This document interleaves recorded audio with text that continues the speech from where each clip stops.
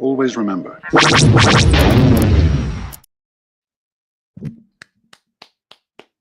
Are we clapping? We're clapping? We're clapping. It's a Monday stream. We not only have a fantastic guest with us that we met at Rebel Scum Con, Mr.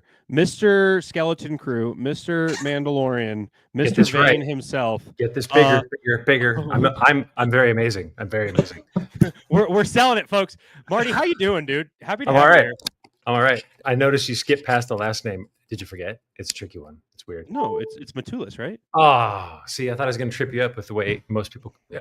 I've heard Matulis. I've heard Matalis. I've heard. Well done, Matulis. It is. Yeah. We at least do our last name research here on this show. That's the one thing we can check off. Should I hide the brand of? Oh no, that's fine. If Poppy comes for us, I don't know what we're gonna do. That'll be that's the least of our worries on this show. Fair. Yeah. By the way, you're our new favorite reoccurring character in Star Wars. Just let you know, because we were going back through, we were looking through your clips for all of your scenes, and I was like, he might be my new favorite. I don't know. I was trying stuff. I was doing stuff. I was hopeful that he'd have enough interest to, if people were kind of paying attention, be like, I hope he doesn't die this time. Too. Okay, this is something I texted Will this, and obviously getting to talk to you at Links at Rebel Scum and here now, the voice for Vane, very different. That's fully you, correct? Yeah, 100%, 100%. That's insane because it's like it just sounds so different from yours. I'm an actor, dear boy. Oh wait, you are? That's what I do. That's awesome. I didn't know. That's not really me. No, it's incredible. I mean, especially like with working underneath all of the prosthetics and everything to be able to show the emotion, but also to have the voice. I'm like, you meet Marty in real life? I'm like, he's nothing like Vane. That's the best part about it. Yeah, just that guy. Which I feel like we should I need to preface for people who are here. By the way, happy Monday. Thanks for being here. It's been 2 weeks since we've been off. We were just hanging outside our hotel in Texas when we were all waiting collectively, or we were waiting on an Uber, and you'd stepped out, and we were just chatting, and I think this was this the day after Boonta Eve, I believe. I can't remember. Yeah. Dates are fuzzy. I think it was day 2 after a bit. Yeah. But yeah, it was we just struck up a conversation and of course talked more Rebel Scum. It was those little cons and stuff are very, very weird. It's kind of like the Wild West. So you're just everybody is everywhere at all the time. So there are no perceived borders or walls or any of those kind of like barriers. Sure. Hollywood likes to establish, because it's not real either. So there's all these like hierarchical bullshit walls that go up. Yeah. Like, oh no, you can't fraternize with them because they're this position, but you're this position. That's what I like about those things too, is that like we're all there because we like Star Wars. So it doesn't matter if we're approaching it as a fan, as a little kid from the Midwest, as like someone who actually got to stand there and wear makeup. It's all the same thing. Like we're there for Star Wars. So exactly. Yeah. That's what I get a kick out of them because of that, and to meet cool folks like all of y'all. That's right. That's right. Compliment. You. We're 5 minutes in, guys. We got a compliment. Let's go. Okay, so not to do the super cliche interview thing, but I do have to ask, what in the Criff, in the Dank Ferric, was your audition process like? Because your role specifically is engulfed in prosthetics and costume, and it's you under there. True. But it is Vane. So what was your audition process like for getting into Star Wars? Well, I go back in time a bit to when I was a wee lad, and then I think I was going to riff on that forever, but that was silly. So the audition, let's just pull the ripcord. We'll throw that one away. Carrying on with the answer to your question, I've been in prosthetic makeups for the better part of, I think, going on almost 25 years. I did something on like Babylon 5 way back when. Yeah. So I think if I'm known as anything in the business, it's amongst the makeup artists as a guy who can handle makeups and has some acting chops. I trained as an actor all through school, and that's always been my love, is creating characters. So I just happen to fall into this niche where they are creating really elaborate, fascinating characters on top of me, and then I get to bring whatever I bring. Right.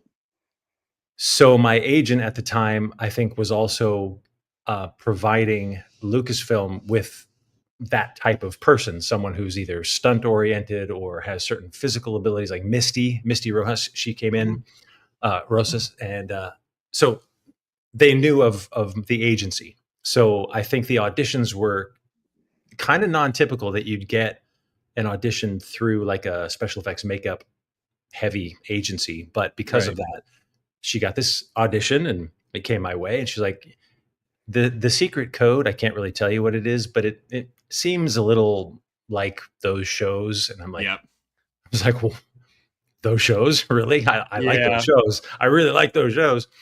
And it was the, just kind of a toned down, nondescript version of the shootout scene in season 3, episode 1 with Grief. And it smelled just like the Mandalorian. It was the shootout. And I'm like, well, I don't know anything else on TV that, has the code. It must be that. So I just rolled the audition as a self-tape in my basement, slammed it to black when I drew the gun, put in some like Lucasfilm pew pew sound effects, and sent it off. And lo and behold, they were okay with it. And that was the beginning of it. That's crazy. We were talking to one of our friends who played an even more obscure character in Kenobi, which, shout out Michael Canavo. We just dropped his episode yesterday, so go check that out. So he got to be in Kenobi for a little bit, and he mentioned, and again, you may not be at liberty to say, with Vane, was there are you allowed to share the code name now, or is that strictly like no, you're not? I feel like those code names usually end up on the internet at some point. Like when the Skeleton Crew was coming out, I heard that there was some talk about kind of the code name they were using, kind of the associations. Right. But I don't know that they're mine to give out. So I understand.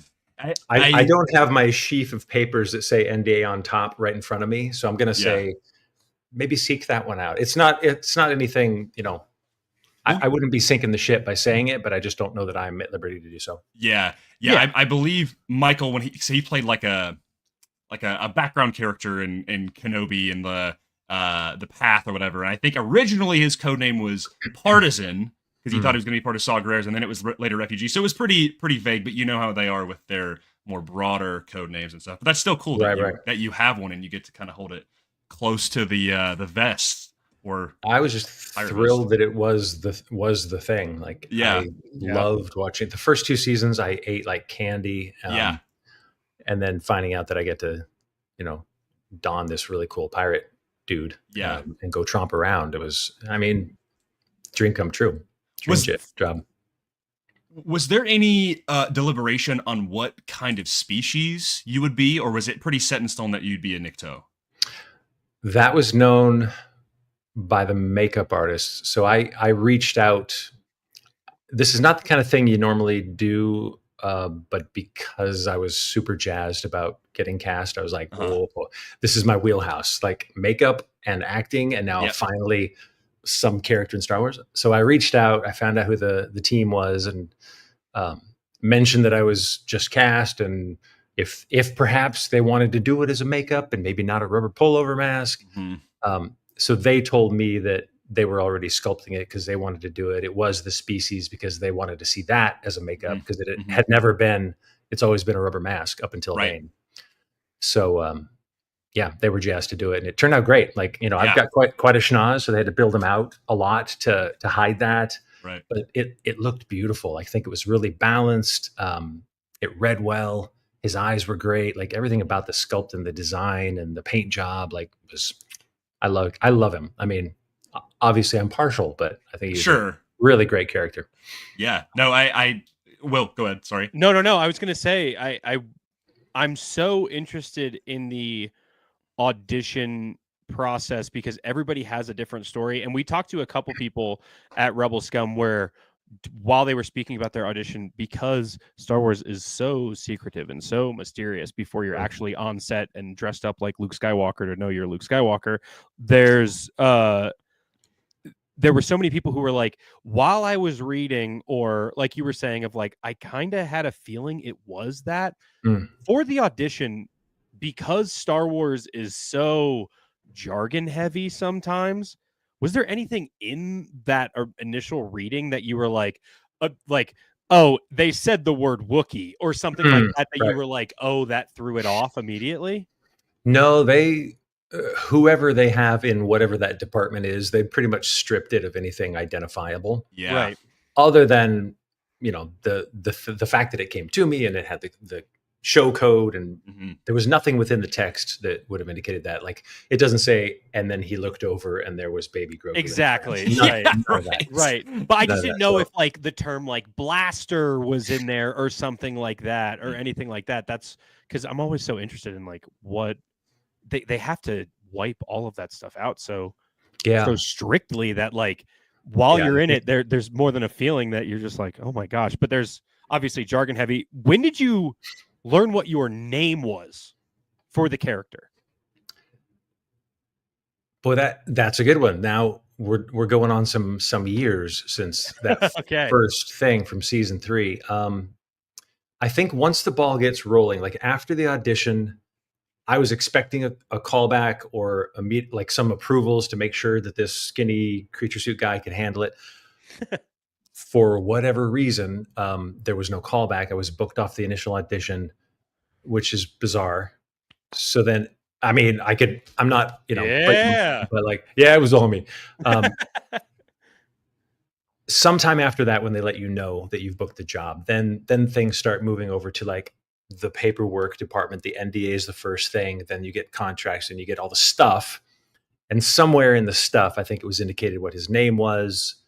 I think at some point then I got like, after that, you get the sides for the day. You don't get the whole script, obviously, because that's more of the secretive, like, I don't need to know what else is going on in the episode. I just need to know my stuff for my day. That's when I found out what he is, kind of what he was like. They were great with the voice, so I didn't have to really mess with that anymore. I applied my British to him, and they were okay with that. Snuck that past him. And then on the day, that's really when I should say prior to on the day, there's like a few rounds of makeup tests, costume tests. You go in, and I met with Shauna early on, bless her heart, rest her soul. Watched her do some amazing things. She'd like get an idea and run off into the warehouse, and everyone's kind of looking like, just wait, she'll be back. Yeah. And she came back with like that cool little side patch thing that I keep telling everyone about. Did I tell you about that? It's an Easter egg. Yeah. The thing. That's love that stuff. Was there any, again, with the costume, like how many iterations did you go through through the costume? Because obviously it is distinctly like pirate bandit, but that can speak to a ton of different volumes throughout the Star Wars universe. Again, it's down to memory now. I think I came in twice before the official full makeup and costume like approvals, when everyone's taking a look and giving their opinions. Yeah. I think I was down at her shop twice.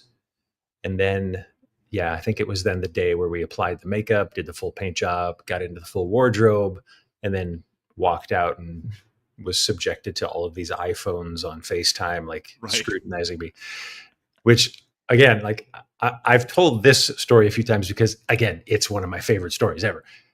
Like at that point, usually when you're in the makeup chair getting a test done, it's mostly just so the effects supervisor, makeup effects supervisor can take a look and go like, yes, yes, no, make that a little more brown, make that a little lighter, darken his eye, whatever the tweaks are.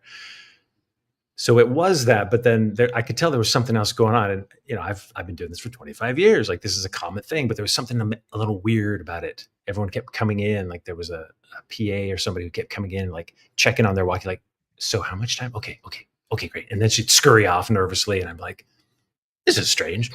And then when I get all done up, I was like, so what's going on today? Like, what's the big whoop-de-doo? And they're like, oh, there's going to be about 3,700 people on iPhones staring at you. I'm like, oh, right. Because they want to see what this whole thing is. They're investing a lot into it. Uh-huh. And I didn't know at the time, obviously, that he was only supposed to be there for the day. So I was just going to really sell it as well as I could for the sake of the people that I have always loved, which are the people who created him, the makeup artists, the costumers.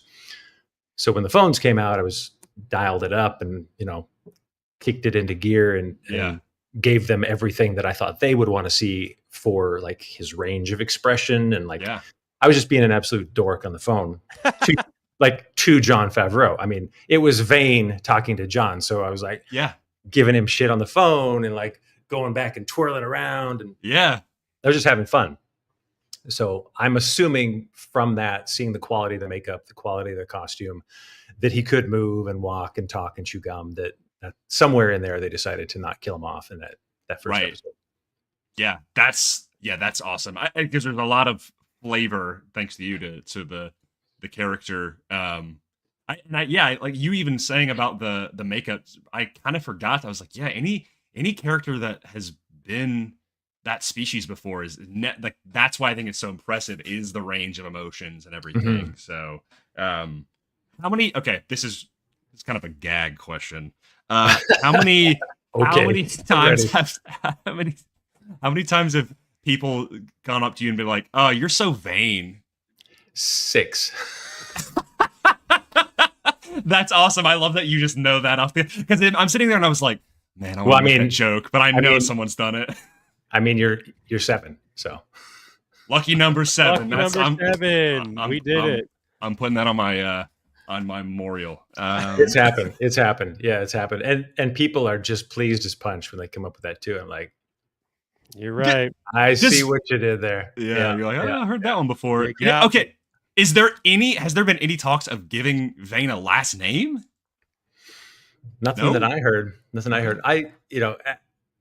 I think, as with us all, I want to know things, but I don't want to know things. So I'm always going out just to see if there's been, because at this point he's theirs. Like I'm thrilled to have inhabited him, but he's their character. So they're not going to really tell me unless they need me for something, whether he's going to be in a comic or whether he appears anywhere else. Like, so I'm searching for that stuff as well, because I'm obviously, again, invested in him, but also as a fan invested in like interesting stories with this guy. Yeah. Right. Yeah.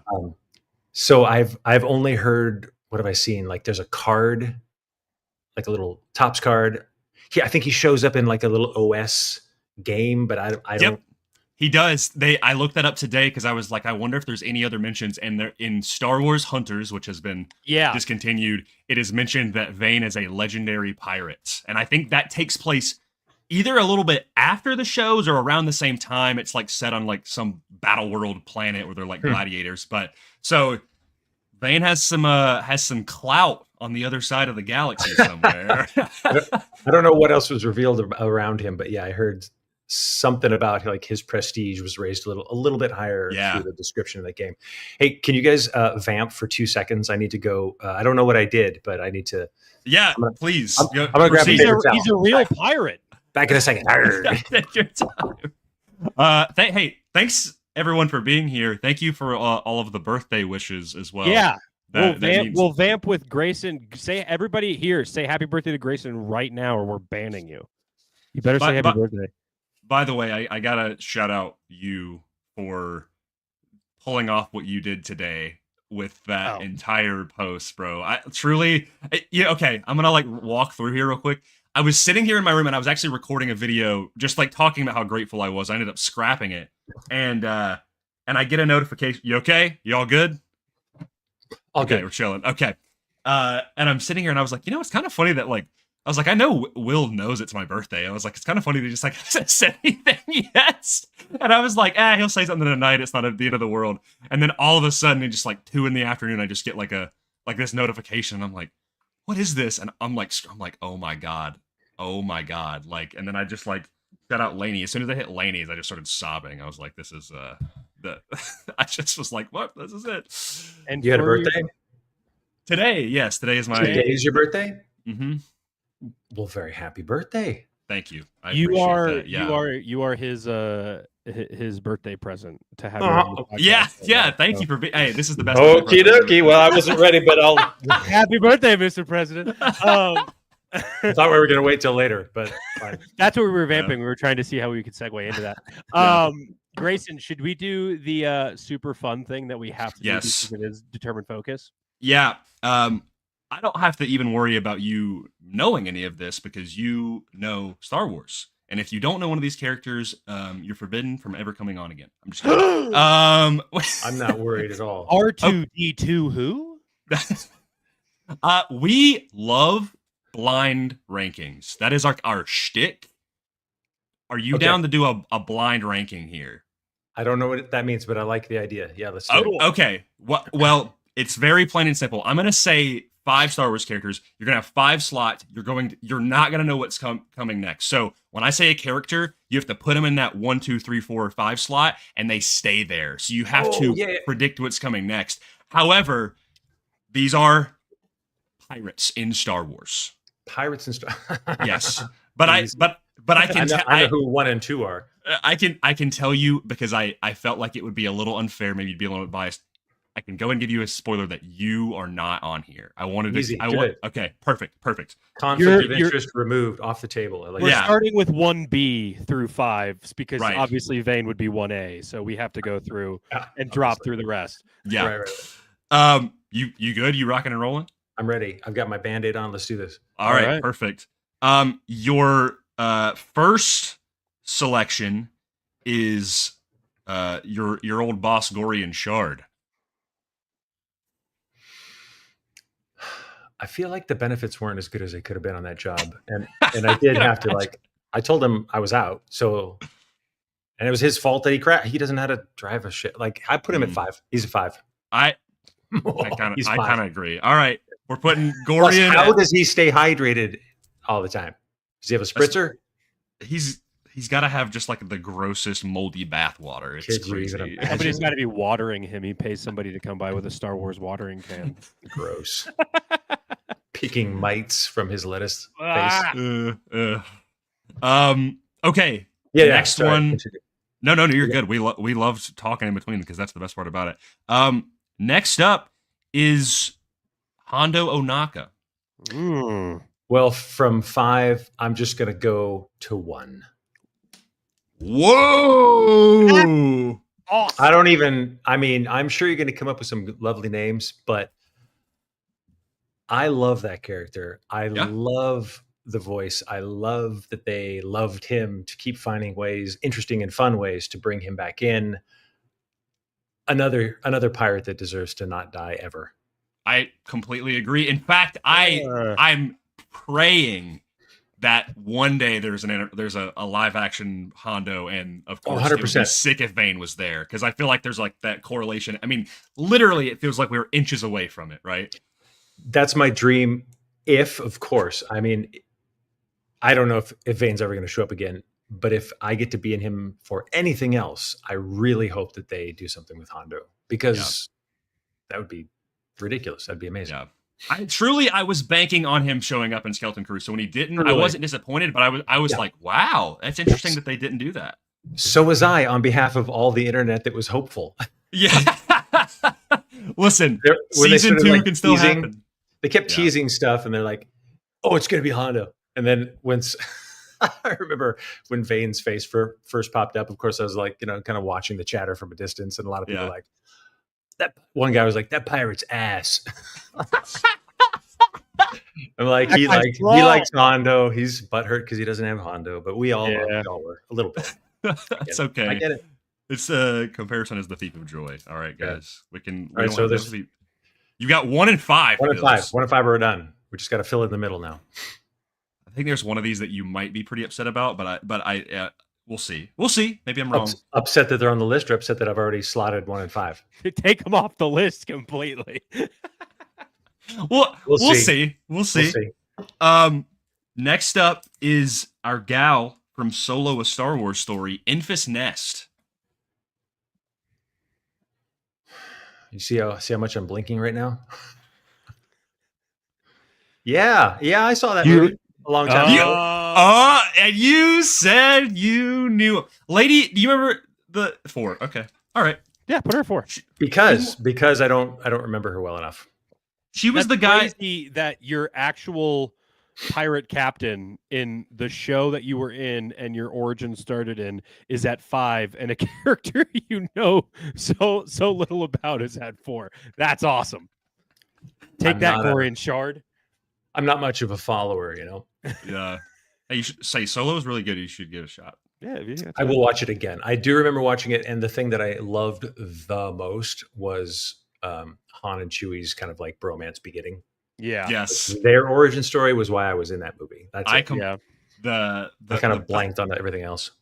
My favorite moment, this is going to sound weird out of context, is the shower scene. He's like, you just wait your turn, you know. It's pretty great. It's I like the snowball. 2 dudes snowball fight. It's so awesome. Good. It's a shame that was like a deleted scene, but it's not deleted in my heart. It's delightful. Well, your next boss is Jod, aka Silva, whatever you want to call him. Man of many names. I'm gonna put him in a solid 2 now. Understand. And because also perhaps deleted scene or just the take they decided not to use, I can tell you because it was close. It was close enough to what they used to not run afoul of anything.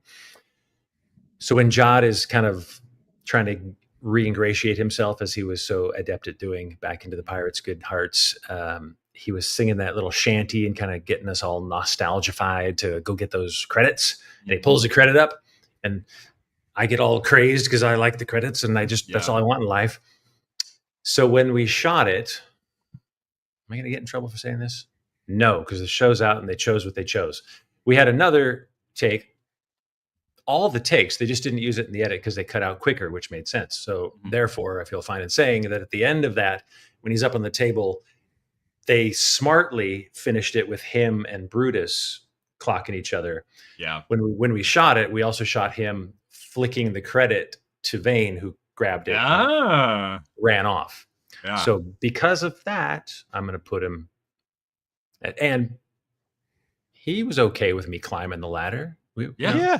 I started out new on the crew, and by the end of it, he was making some choices. So I like the guy. I think he's a little. I mean, maybe not as consistent with the income, but he's got good intentions. He's just down on his luck. Yeah, and I think I just said Vane's not much of a follower, but he's also not much of a leader. So I think he would need a little guidance in his pursuit of wealth, and I think Jod can handle that if he just catches a few good breaks. I mean, he's got a whole planet full of credits at his disposal should they ever revisit him. Yeah, there's a much more lengthened story to tell there. That means your number 3 spot. Yep. Is let me do my best impression here. How you doing, yo, pirate? So good to see ya. Not Lando Calrissian, but the pirate he is referring to, Captain of the Millennium Falcon, Han Solo. Wow, look what you did. You left the biggest mystery slotted right in the balance point. Yeah. That's okay, though. That's a good spot to be in, because Vane probably wouldn't have known him, or would he have? Are they overlapping? That's the thing, is it's like, does Gorian affiliate with the Hutt cartel at all? Because that's kind of Han's prerogative. Yeah, interesting. I never pondered the timeline, because when does Skeleton Crew and Mando take place? Okay. Come on, fill us in.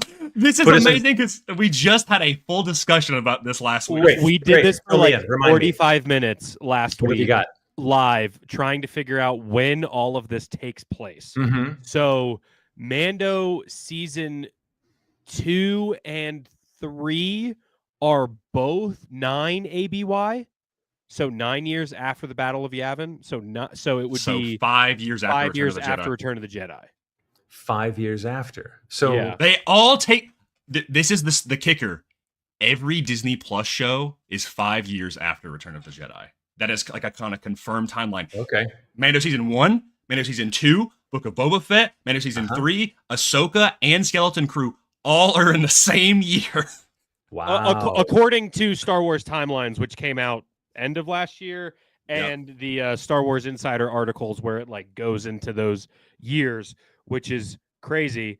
But yeah, because we were all under the impression that it was like over the span of a couple years. But when we were doing Like the 2 or 3, research yeah. last week, we were like, huh? But yeah, so I think there is potential, knowing Han and knowing how well versed he is in the realm of smugglers and that underworld. I would assume he would know who Gorian is, right? The galaxy's big. I would but, like, think. I would think that. Yeah, if I were to ponder, I don't think Han would know or care to know a lackey like Vane. I think he Sure. probably would be. He'd be aware of the bigger bosses because he's making the bigger moves and he wants the bigger paydays, right? And he's not going to join a crew. He's doing his own thing with Chewie. yeah. So I think he'd find Vane more of a nuisance along the lines of a Greedo. Maybe an impediment if they were to run across each other. But Vane, who's he's probably got his own little fanboy thing going where he wants to align with people he thinks are going to propel him. He might have some awareness of what was going on in the Hutt world, if not Han Solo himself.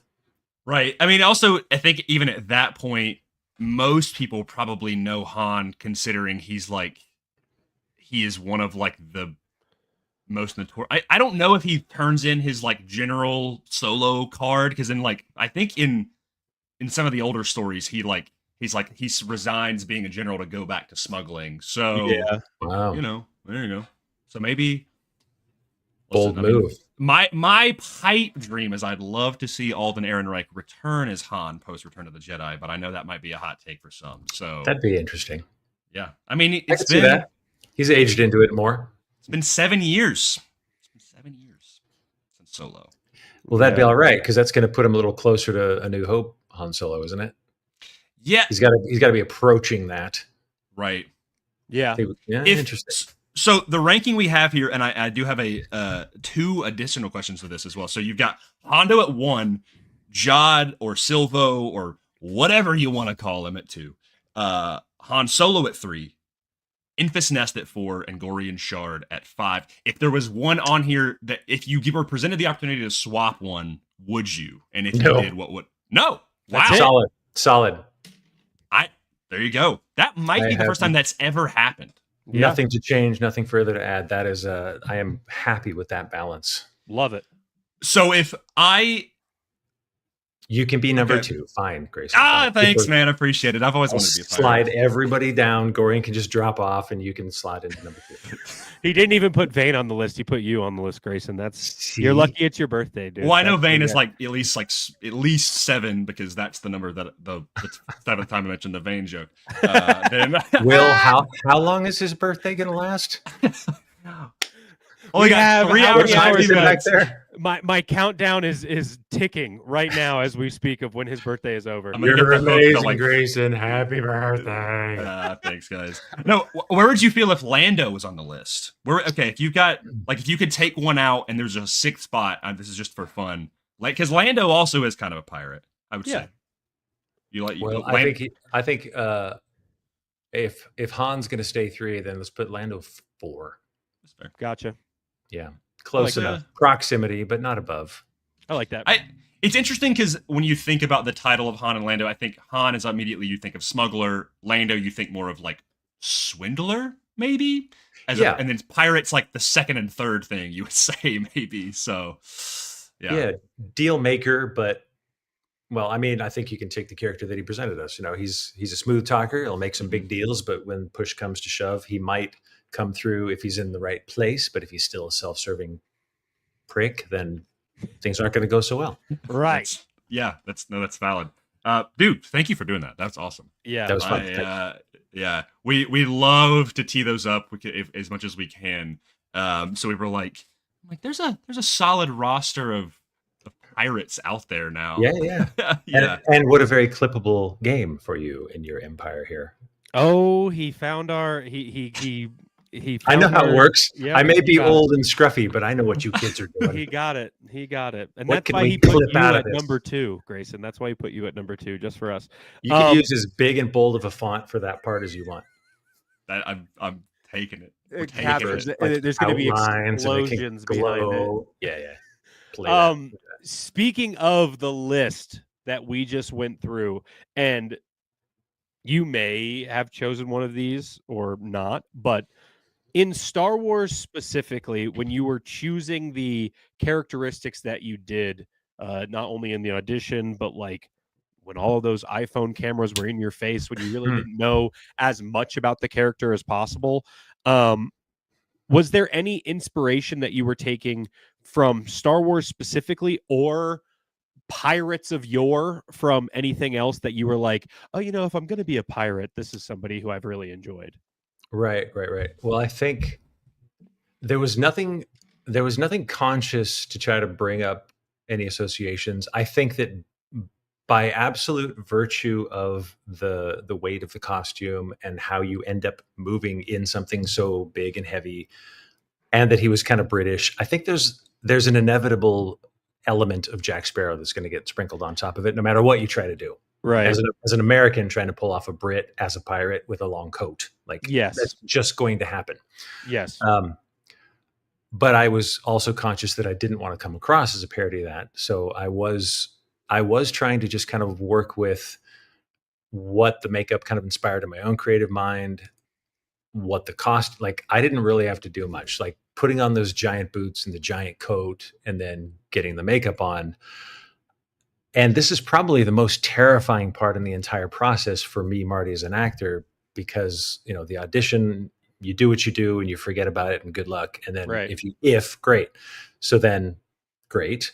But then it's not really up to me at that point. I can do what I can do. So I tried an accent that I had compiled from a couple of sources, makeup artist friend, Russell Brand at the time was kind of doing his podcast thing. And so I took a smattering of that, and the physicality, like I said, I pulled that together as soon as I had everything on. I just kind of walked around for maybe 10 or 15 minutes and you're banking on them loving it after looking at yourself in the mirror for 10 or 15 minutes. And these guys have been thinking about this stuff for months, Right. So it's a little scary to think man, I hope they like what I just pulled out of my butt. And True.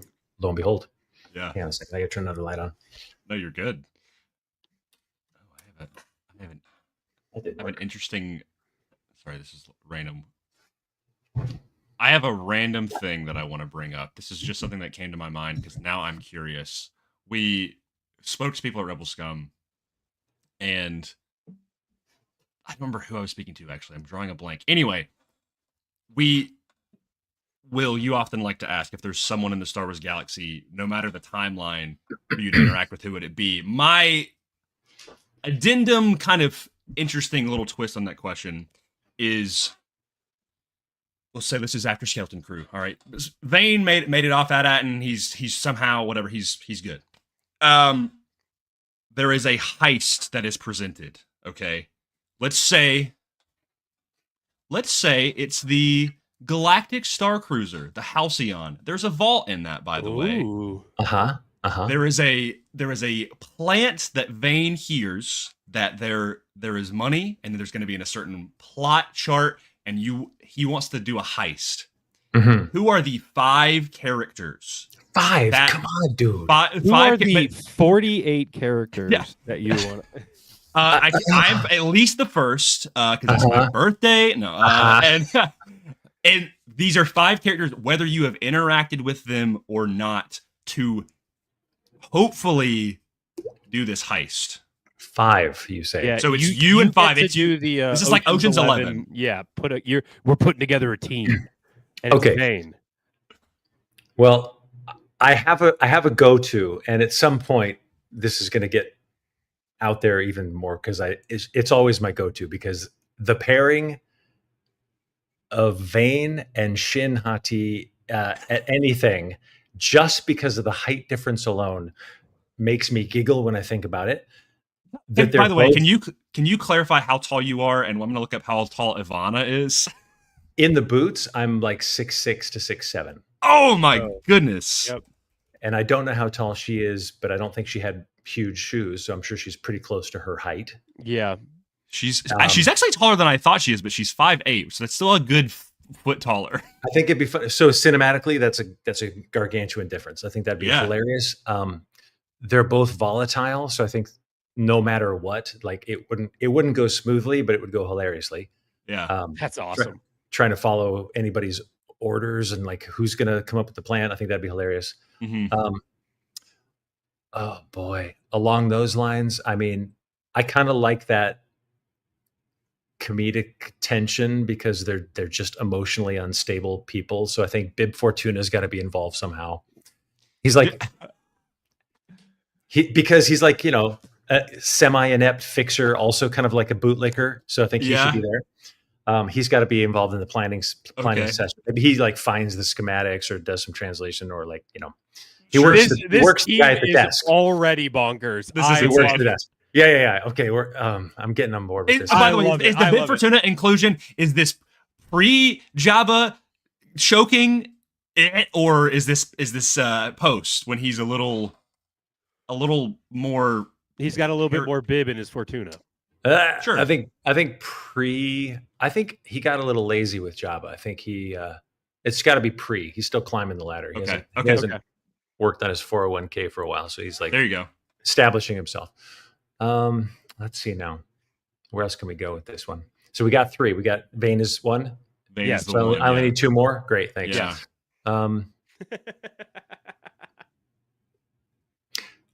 I'm not going to go Hondo because he'd take over the whole show and it'd be his idea, and that we just can't have that. So, although it would probably turn out better for everyone, ultimately, I don't think Vane's ego could handle that. So, Vane is obviously getting the biggest cut, right? He thinks so, but he's going to fuck it up somehow. That's true. That's what I figured. That's kind of like, I'm going to waffle because it's going to be hard to think of 2 more names. But while I'm waffling, that is part of what I was always consciously putting in to Vane that I wasn't really told to, or that was his way, is that he's just like, he's smart enough. If he's a really good pilot. He held his own and messed with Mando all the way to Gorian's ship. Like, I think he's extremely capable if he could just control himself for 2 seconds. Right. He's his own worst enemy. So anytime there'd be an opportunity for him to just like pop, he just can't handle. He's emotionally unregulated. Right. Yeah. So either someone who's similarly unregulated or someone who would exploit that and like just mess with him. So I'm going to put Yoda on the team. That's so funny. That's exactly who I was actually going to pitch Yoda just to make this bonkers more. Yeah. I think awesome because he could observe everybody and he would use/exploit everyone's strengths/weaknesses. Yeah. The chaos of Vane talking about that and then being like, you know what? Actually, Yoda is who I'm going for number 4 is awesome. 100%. Because I can imagine, like in Reservoir Dogs, who's the old guy who started out given the rules, Lawrence Tierney's character, Mr. Whomever, handing out the name. It's like Yoda is Lawrence Tierney. Tierney. His character, smoking a cigar, kind of like laying out the details, like, all right, Bib, what do you got? Like that guy. That's, man. Not bad, huh? Yeah, there you go. This is good. And I was worried, Grayson. I was worried. Make this graphic later of all of these characters standing next to each other. I cannot wait. So you've got 1 left? I think I have 1 left. Correct.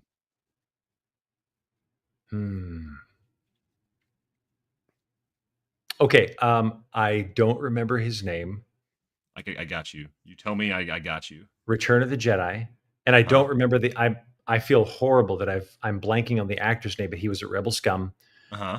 Return of the Jedi. He had the most epic swoop down comb over Rebel Alliance guy. Oh, you are talking about Dermot Crowley, aka General Nadim. Absolutely talking about the lovely, lovely Dermot. Yes, I had a wonderful couple of conversations with that gentleman. I think he should be there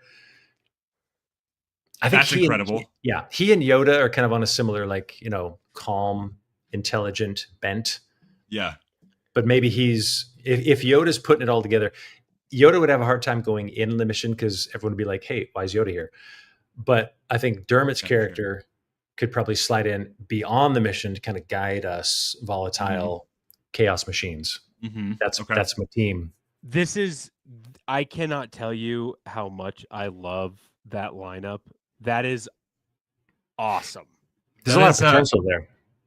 The only thing you need is like to have like Salacious B. Crumb on your shoulder as your parrot, and that's literally the chaos of that squad is awesome. Bring him along. Like, why is Bib could bring him? Yeah, and then he'll jump over to me because I like puppies. He's like a puppy. There you go.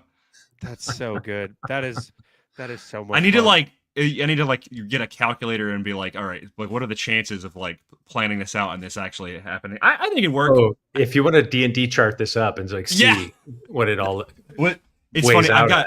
I've got all of these Star Wars tabletop books. Actually, I have one right here that I got for my birthday. Oh, nice. And they're literally, it's like Star Wars RPG, and really? this one actually is a heist, which is funny. Brilliant. But I'm a sucker for that. So what I'll do is I'll create an entire scenario. I'll get the stat blocks for all of their characters, and then I'll just start rolling die for like in 24 hours, and then I'll let you know. Go, man. And then we'll animate it, and Disney will love it. That would be animating it would be just seeing Yoda walking in with a cigar and like with Shin Hati and Vane and Bib Fortuna at the table and being like, "Job I have for you, yes." That's all we would need. Like, that could be the whole piece right there. Just like sell everyone going into the same room and like, here we are. Immediate purchase. I have to pry on this now because I am obsessed with this lineup. Who's the guy in the chair? Like, who's the guy calling the shots? Like in the van, the one who's like the computer tech nerd. He's the one who's like, I'm hacking into the mainframe. From that squad, who is it? Grayson. I've presented you with the options. You want to run with that, or do you want me to pick it up? Well, you can give me the feedback here. I think it would be in everybody's best interest if it was Maydeen, only because there is a running gag that Maydeen always gets captured. I'm not kidding. In some video games back in the 90s and early 2000s, there was like 3 separate video games where he gets captured and you have to break him out of prison. Granted, that might be a good thing. That being said, he's more of an analyst rather than a physical presence. And Yoda, I know he's a little old and decrepit, but like he's got some skill, right? He's got some trickery. He doesn't have to bring out the saber or anything. So I feel like if you wanted to go one direction with it, it would be Yoda, and then you might get a bigger cut because Maydeen might get captured and you'd be good. But then again, he might get interrogated and y'all get blacklisted and it'd be a whole thing and y'all get chased across the galaxy. So on the separate end, a safer bet would have Maydeen on the guy in the chair, and then you'd have Yoda doing some weird flips and, you know? I think you're right there. Yeah. Okay. If anyone needs to go through the air vents, I mean, Yoda should be there. He's not going to do well in face-to-face situations because he's, again, Yoda. But there's already we shove him into an air vent and go, little man. His back is already in pain, so it's just going to be even worse. You see what's happening here? By the way, there's like that happens to me. Is it the light reflection? I'm going to turn it over there. There we go. All you have to do is just avoid the sun, and there you go. If you wore sunglasses for the rest of the podcast, I would not be upset. I think that would add to the coolness factor. Hang on, let me go put on my Vane mask. I do have a question. No, go ahead. Go for it. Go for it. I personally think that Vane and the pirates have some of the coolest snub fighters in Mando. I love the design of those. They're so sleek but fit so well. Mm-hmm. What was it like just getting to shoot in the cockpit of like a starfighter and getting to? Was it like a lot of? I know a lot of the ships are usually kind of on like rigs, so you can kind of get the movement and everything. Like, how long was the shooting process for that? What was that like? I would love to tell you that they put us into a cockpit, lowered it, and we took off and flew around and shot it in space. Yeah, that'd be sick, like Top Gun. Unfortunately, They had one cockpit and they were cycling. It was myself and I think I don't know because at the time I didn't know who it was. Yeah. And he was in a dog mask and I think it might have been Barry Lowen. Okay. I think, but honestly, I don't, again, because we were all dressed up. It was dark and they're like, hey, you go over there. And you kind of barely met in passing. So there were a couple of us per session. And then I think we went back and did other stuff while two other guys came in and jumped into the same cockpit. So we cycled the same cockpit. It was basically, and sorry guys, I've also made this joke before, but it still plagues me to this day. I don't know why I was wearing pants or shoes. There was no need. It's like a Microsoft Teams meeting. You should have just only top up. Yeah. I mean, really. Anyway, you never know. I guess the behind the scenes on that would have been priceless. Vane and his tidy whities just flying around. Vane pirate from the waist up, and from the waist down, he's just wearing flip flops. That's awesome. Dad shorts. No, but the lovely gentleman who asked me if the hand grips were in a good enough position before he DeWalt drilled them into the plywood. He was playing that part for us all in his shorts and boots. That's awesome. But it was about that. So literally got into place, kind of shoved myself down in there. Yeah. Decided where the hands were good for me and the camera. The camera was like right. If this laptop is a foot and a half in front of me, that's about where the end of the barrel of the camera lens was. Okay. Pretty wide angle lens. And they were just right there. So it was effectively like I had a little bit of control with the two little grippy stick things. And I was going like the 5-year-old that I am, like, and the only direction I got was like, make slower turns and we'll decide, when we edit how fast. I'm like, yeah, but shouldn't he be going fast? Because they want to be like kind of these slow burn turns. Right. Yeah. When I wanted to be just like, yeah, you wanted it to be a race car. I like which how it turned out was exactly how I was imagining. It was that, like, they had some power and some agility. I love that scene. That scene is really, really good. Like, Vane involvement aside, I think it's super solid. The sound design on that, when what is it, the Naboo, the N1? Yes. Yeah. Is like back ripping across that really large asteroid, and you just hear the engine like, right. Oh, so good. Good. It's awesome. I think that's one of my favorites. It's fun, and rewatching it earlier, that, and then rewatching your scene with Grief Karga as well, where he shoots the blaster out of your hand. How was it working with Carl Weathers? An absolute dream. Yeah. I'm gutted every time I think about the man. Like, obviously anybody's passing is, if it's a shock, it's untimely, it's unfortunate, it's all the things that a loss like that is. But it's hard to, I cannot overstate how welcoming that man was, how engaged he was in the process, and how, we're kind of joking around about like the hierarchies and the walls and stuff on a set, and like, he's leading that set because he's Carl Weathers, and he's also directed episodes, and his character's amazing.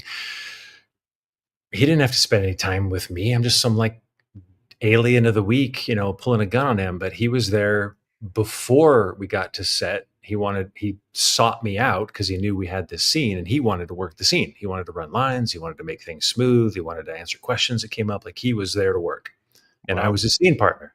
Yeah. Whoever I was, he didn't know, and he made me feel absolutely welcome, and an integral process partner, as like we were running theater. It was right. It was great.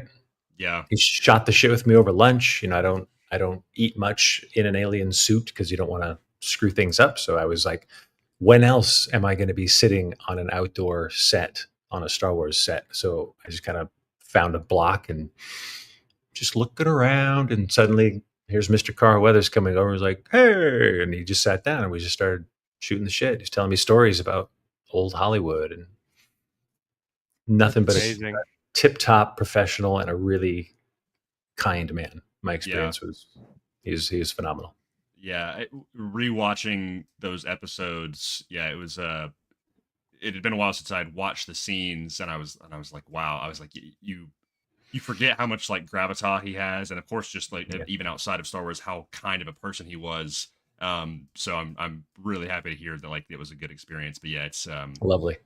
Yeah, that's it's tough for All sure. Right. Yeah, I gotta ask, because I do love. We love Skeleton Crew so much, Grayson and I. We love that show. Let's just pour love all over Skeleton Crew right now. It's so much fun. I texted him when I was rewatching the scenes. By the way, you have like various YouTube compilations of all of your scenes. I'm sure you know this. No, I haven't seen that. Yeah, like literally, there's like 3 different people that have made like it'd be like all Vane scenes, and it's literally every shot that you are in. Right? They just cut around everything else. It's like 17 minutes long. I was rewatching those scenes, specifically the one you talked about with the before it got cut of you catching the credit as well, and I was like, dude, Skeleton Crew is so dang good. I was like, I was like, I can't. I'm like, that was just such a treat at the end of last year, and I don't know. There's such a magic to it. But Will, anyway, I cut you off. No, I was going to ask about just filming. The most captivating part of Skeleton Crew for me was Port Borgo, and just how like flying in there and then seeing just the vast amount of practical and just aliens and people and extras. What was it like on set filming that? I know a lot of it was probably in post done and adding in things there, but at least from what I can tell, it looked like a lot of that was there for you to interact with. How was that? Everything was visible. That's so cool. Everything. Sick. Where the highly detailed and well-packed set filled with stuff and stalls and extras and robots and stuff ended, the volume picked it right up. There was not one moment on that set where I had to use my imagination to think that I was somewhere other than exactly there. Right. It was the coolest thing I've ever shot on. And I'm such a tech nerd that I was like, I would walk right up to the edge of the volume and just like stare. I want to be like, where's all the pixels? Show me the pixels. Where's the edge? How does the edge work? How does this work? And I'd go around behind. I'd look at the connections. Whenever I'd come out, like, I'd love to know what these guys thought. But, there's the control booth for the guys running the systems and kind of connecting the cameras to the arrays, to all the stuff to make sure everything works. Every time I'd walk onto the set, I'd be like, hey, what are you guys doing? What's that? What's that button? What's that button do? I just wanted to know everything. Yeah. Because it was great. And then once you get all dressed up and you've got the kids and, SM in whatever form he was in that day, there was nothing to do but just kind of play and just be in it. Everything was there for us. I will say, like, the speed at which they can do stuff now with all of that as the practical light for the set.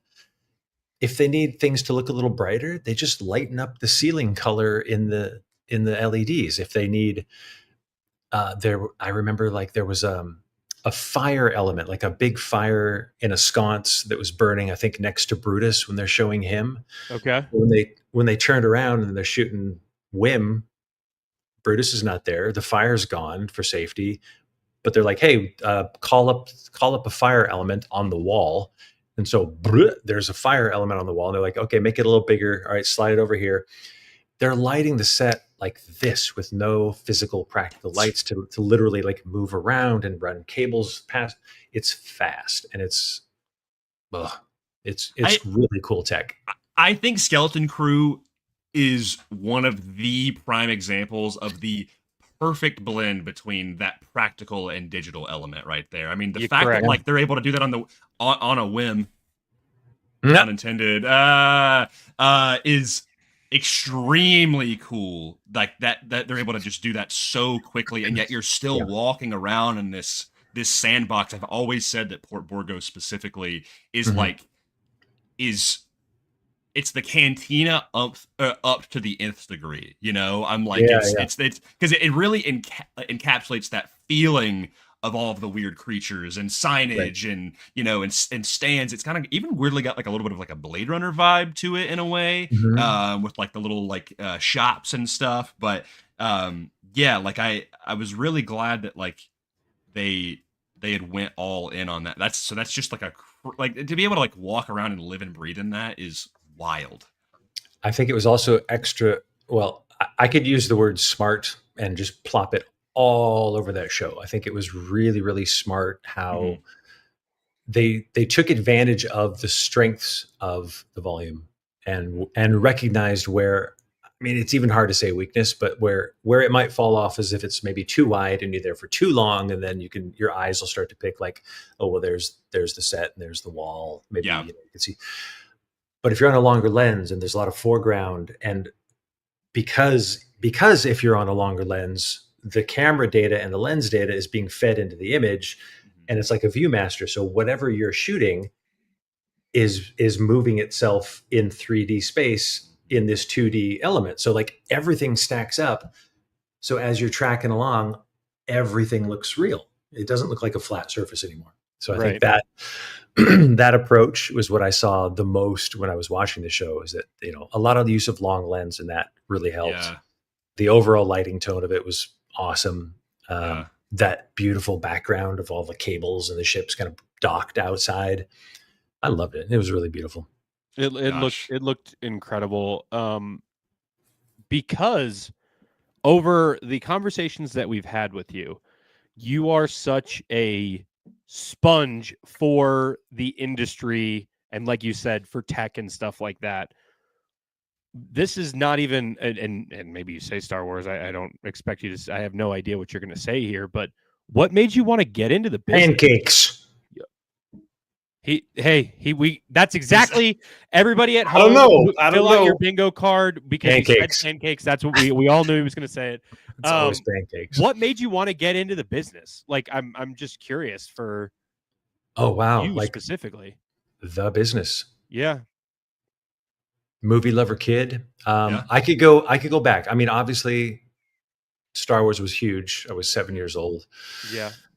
But prior to that, I can track the Disney animated films from the early 70s. Yeah. That's right, kids. I was back in the 1970s when I was a little munchkin at a theater. Might have been my first movie in a theater. It was Disney's Robin Hood.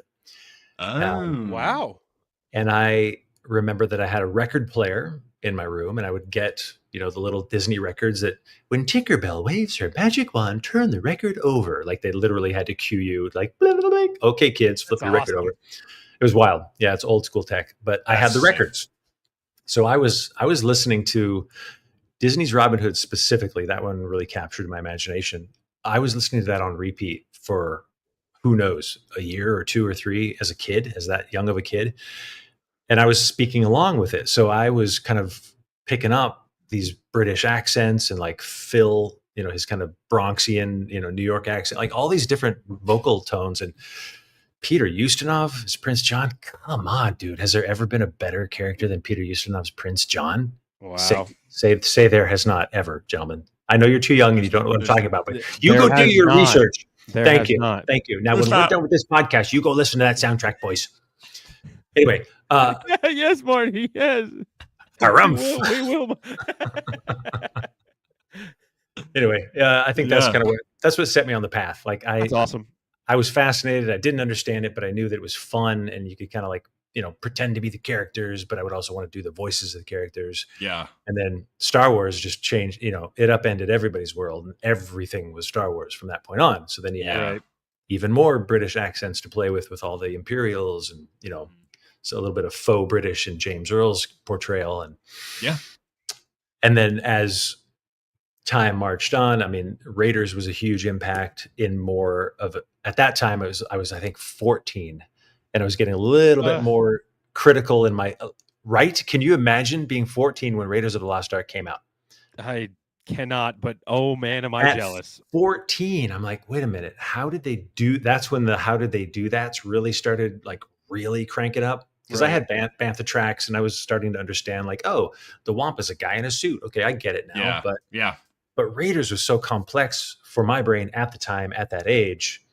All these set pieces, just one after the other, that you could then tear apart, and that's when like VHS started to become a thing. So I could watch things on repeat and start to go, okay, wait a minute. Now I can see that there's a little bit of a divot in the trench when he's sliding under the truck. Okay, I get that.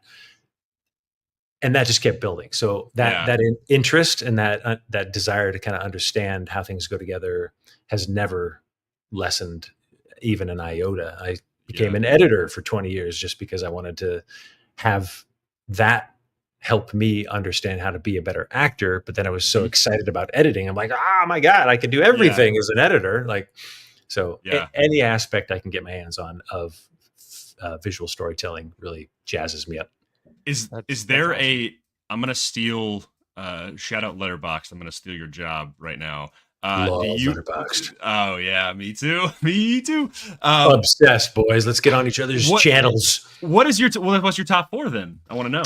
Top 4 films of all, like my like favorite on your 4 Letterboxd. Like, what are your top 4? I mean, I think it's people kind of take it with a grain of salt of like, is it your 4 most influential or your 4 favorite or comfort movies or whatever. I have mine kind of as a wide array, but I'm curious what your 4 are.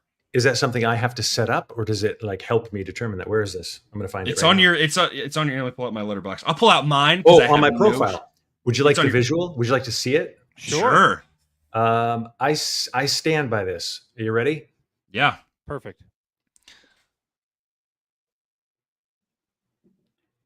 Okay, you got Raiders on there. 7, Yojimbo, and Lawrence of Arabia. That is a great list. 100%. 100%. That's my dementia playlist. If that's all I ever get, I'll never know. Great. Dementia playlist is awesome. And I don't think anybody would be able to argue for those 4 films because those are like they're solid.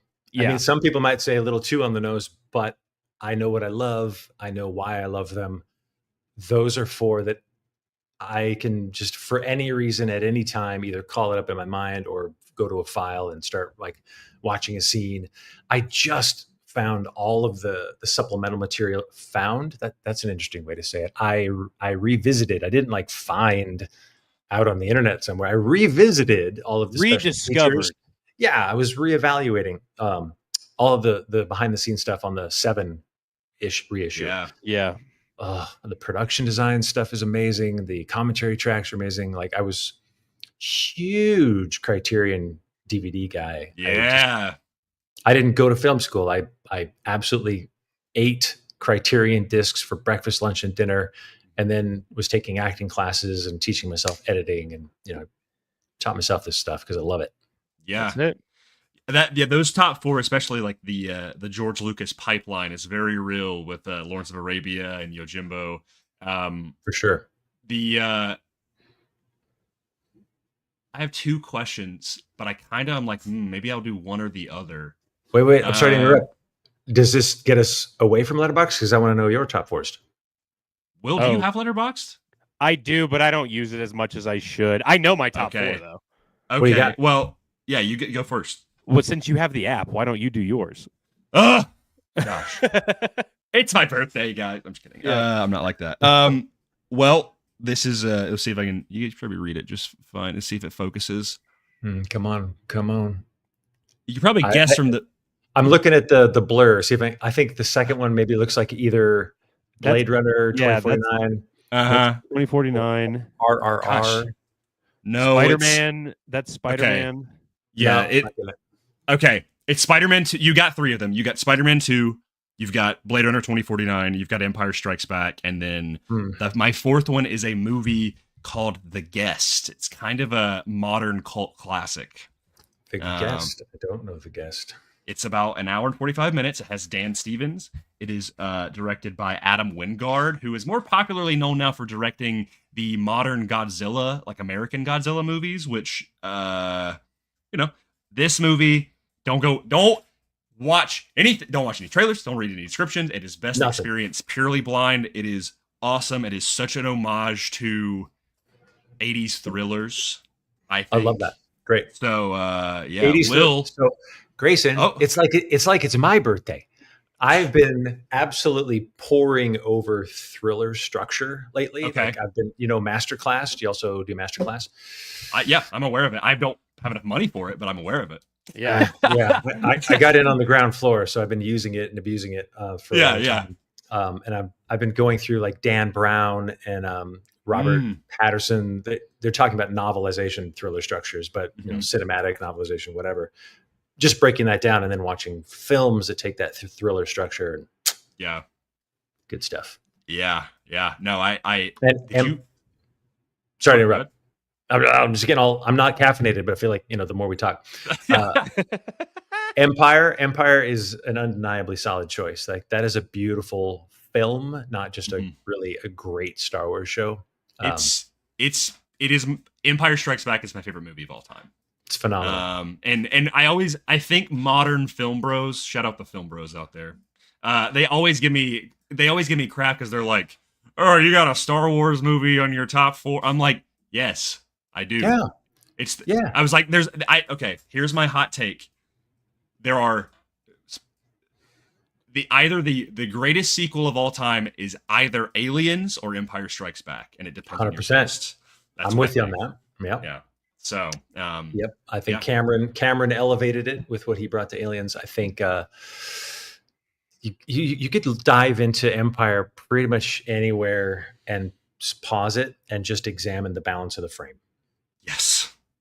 What is your favorite shot of Empire Strikes Back? I can tell you mine. Easy. It's when the doors close and Chewie howls. The framing and the scale of the of Echo Base is incredible. Yep. Like with especially just in the original trilogy altogether, but like the matte paintings and everything. Like one of my favorite shots is when you get to see all of the ships. And of course it's just a painting and these guys walking in front of it or them superimposing it back on later.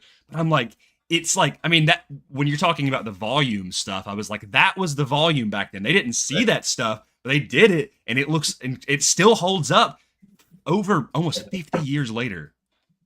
I'm going to ding it for one thing. I'm going to hide from the sun and ding only one thing. And it is on Hoth, which is also one of my favorite things.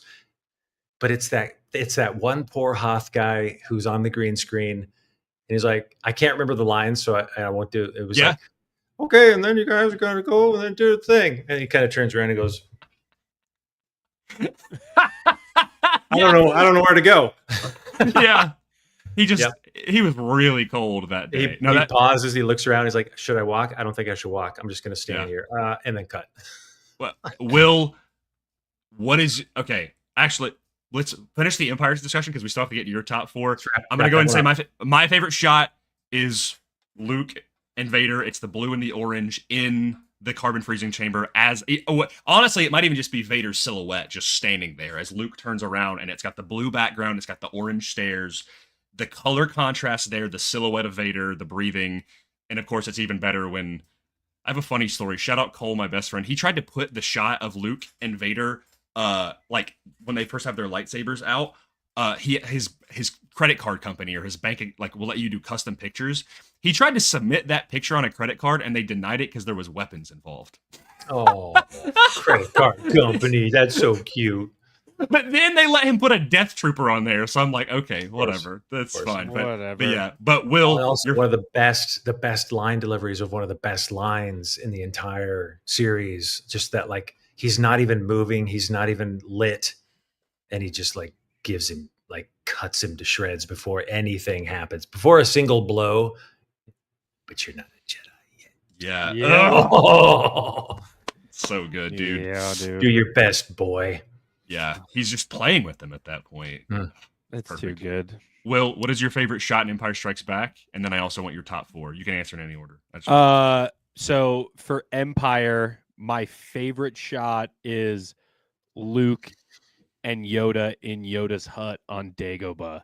When and how big Luke is inside of the hut, and Yoda is obviously to scale, but knowing behind the scenes, like Frank Oz underneath, like that, and Luke, I can do it, Ben. And then hitting his head like on the ceiling, like that whole sequence is so fantastic to me because it's like the essence of Star Wars for me is there's the Force aspect, there's the hope aspect, but it's so quirky for Star Wars because it is Mark Hamill speaking to a puppet inside of a practical set on a hut, the R2D2, like it's the weirdness of Star Wars with the hope of Star Wars, and a scene like that can sell you on what they're trying to teach you while all that weirdness is going on. And as you're a kid, you're like, oh, I believe everything. But even as an adult, you're like,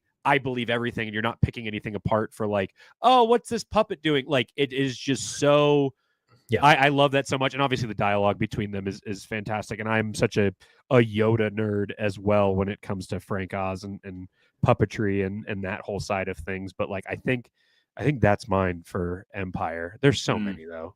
That's really solid. It's really solid. No, that whole Dagobah like training aspect of it. I don't know how that movie is only as short as it is because there's so much that they established in that packed. It's jam packed. It blows my mind.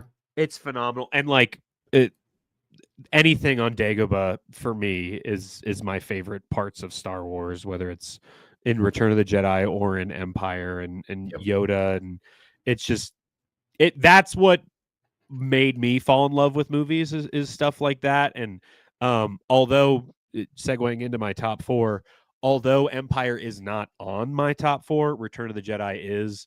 That's my Star Wars movie. I love that film so much.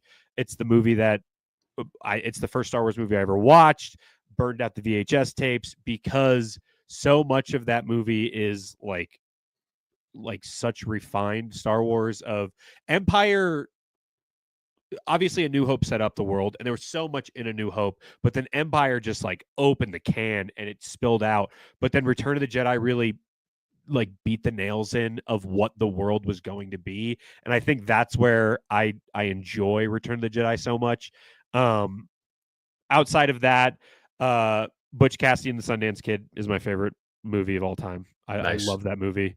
Grand Budapest Hotel for really? I didn't know that's about you. I am such a Wes Anderson nerd that like know that. That's crazy. I love Wes Anderson. It's done with such joy and care. I love his stuff too. I am such a dork for when it comes to practical. So like knowing that it's like dolly shot after dolly shot of everything moving and all of the practical effects of props and everything, like I'm such a nerd when it comes to that. Like me as the film school graduate that I am, that is where I wrote most of my papers on Wes Anderson stuff because I was like, I was like, maybe I shouldn't make Star Wars my homework, even though I could have. And then kind of in the same vein as Return of the Jedi, I like endings and I like when it's a trilogy. I like the third one. Last Crusade is my favorite Indiana Jones film. I didn't know this about you. That's in your top 4. Last Crusade. The only thing that would slide the only thing that slides into that top 4 spot occasionally, and this is no secret, I'm to people listening and to you, Grayson, I am such a Batman nerd as well. But Batman Beyond, Return of the Joker, that animated film, for just to have an animated film on the list is so good. It is so good. You could have said Mask of the Phantasm and you went Return of the Joker, and for that, I mean, listen, Mask of the Phantasm is peak, but Return of the Joker, bro. I love Mask of the Phantasm, but for a top 4, that is that's my animated. That's goated. Yeah. Outside of that, I really like Chicken Run, the Aardman movie, the claymation movie. Yeah. When I was a kid, the one thing that I wanted to do was claymation. I was like, when I would go to school, I'm such a dork. When I would go to school, they'd be like, what do you want to be when you grow up? It's spaceman, firefighter. I'd be like, I want to make claymation movies. So I loved Aardman. But Aardman stuff is great. It's fantastic. Wallace and Gromit, Till the Day I Die. Creature Comforts. Did you ever? I'm sure you've seen the original Creature Comforts. Good. So that was a bit of genius too. I have all those on DVD. being the nerd kid that I was, there's a point in Wallace and Gromit where he has an invention that shoots toast out of a toaster, and then a red substance for breakfast shoots onto those pieces of toast. Me being a kid, what's red that you would put on something? I thought it was ketchup, and my mom being a very nice mother, not wanting to ruin my dreams, up until I was about 7 or 8, I had ketchup on toast all the time as a kid. This informs so much about you guys. Will puts ketchup on everything. Yeah, bro. Yep. I find nothing wrong with that plan. Thank you. Toast is almost like a French fry anyway. So that's true. It's not insane. Correct. You know, you put it, if you were to eat, if you finish a burger and then all you have left is the bun and the ketchup, you're gonna eat it, right? Yeah. It's about the ketchup. Like burgers are good, but it's almost like a protein-based delivery device for the ketchup. And Marty is now the official third host of Determined Focus, everybody, because of that take. Welcome. I like you guys. You got it. I like you guys. That's amazing. One more question that I want to ask. This is maybe it's personal, like your top 4. What kind of music do you listen to? Oh boy, you cracked a can on that one. Oh, what do I listen to? As a very general answer, that's not going to give you the names and numbers that you're looking for. Anything that demonstrates a level of talent derived from a lengthy application of craft really like gets me excited. So in classical realm, it sounds like an obvious one, but Mozart, and I've been listening to Mozart since I was a teenager, playing classical music in school. I'm a 55-year-old child right now, and I'm still discovering things that just blow my mind now that I, have deeper pattern recognition and a deeper understanding of chord structure. And like, just blows my doors open. And I'll say right after that, I'm also right now very obsessed with Ren. Do you know Ren? Are you familiar? I'm not familiar. You can just Google him, look him up. Maybe look like Ren, I Shot the Sheriff, and then Ren. There's another one where he did a music video. I don't know the name of the song, but he is sitting in like hospital scrubs, and he's kind of like doing a strum song, but it's almost like a rap, and he's kind of playing alternate aspects of his own personality in the the dude is phenomenal.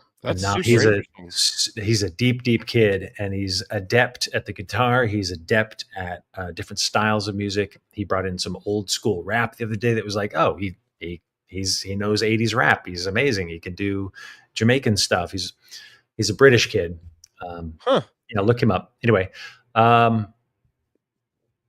yeah, I mean, you name it. Like, I'm not really listening to anything in particular, but things will always grab a hold of me. And like, I was on an Aurora kick for a while, a couple of years ago. I think she's beyond talented. Yeah. She's on another level, like alien life form from another world.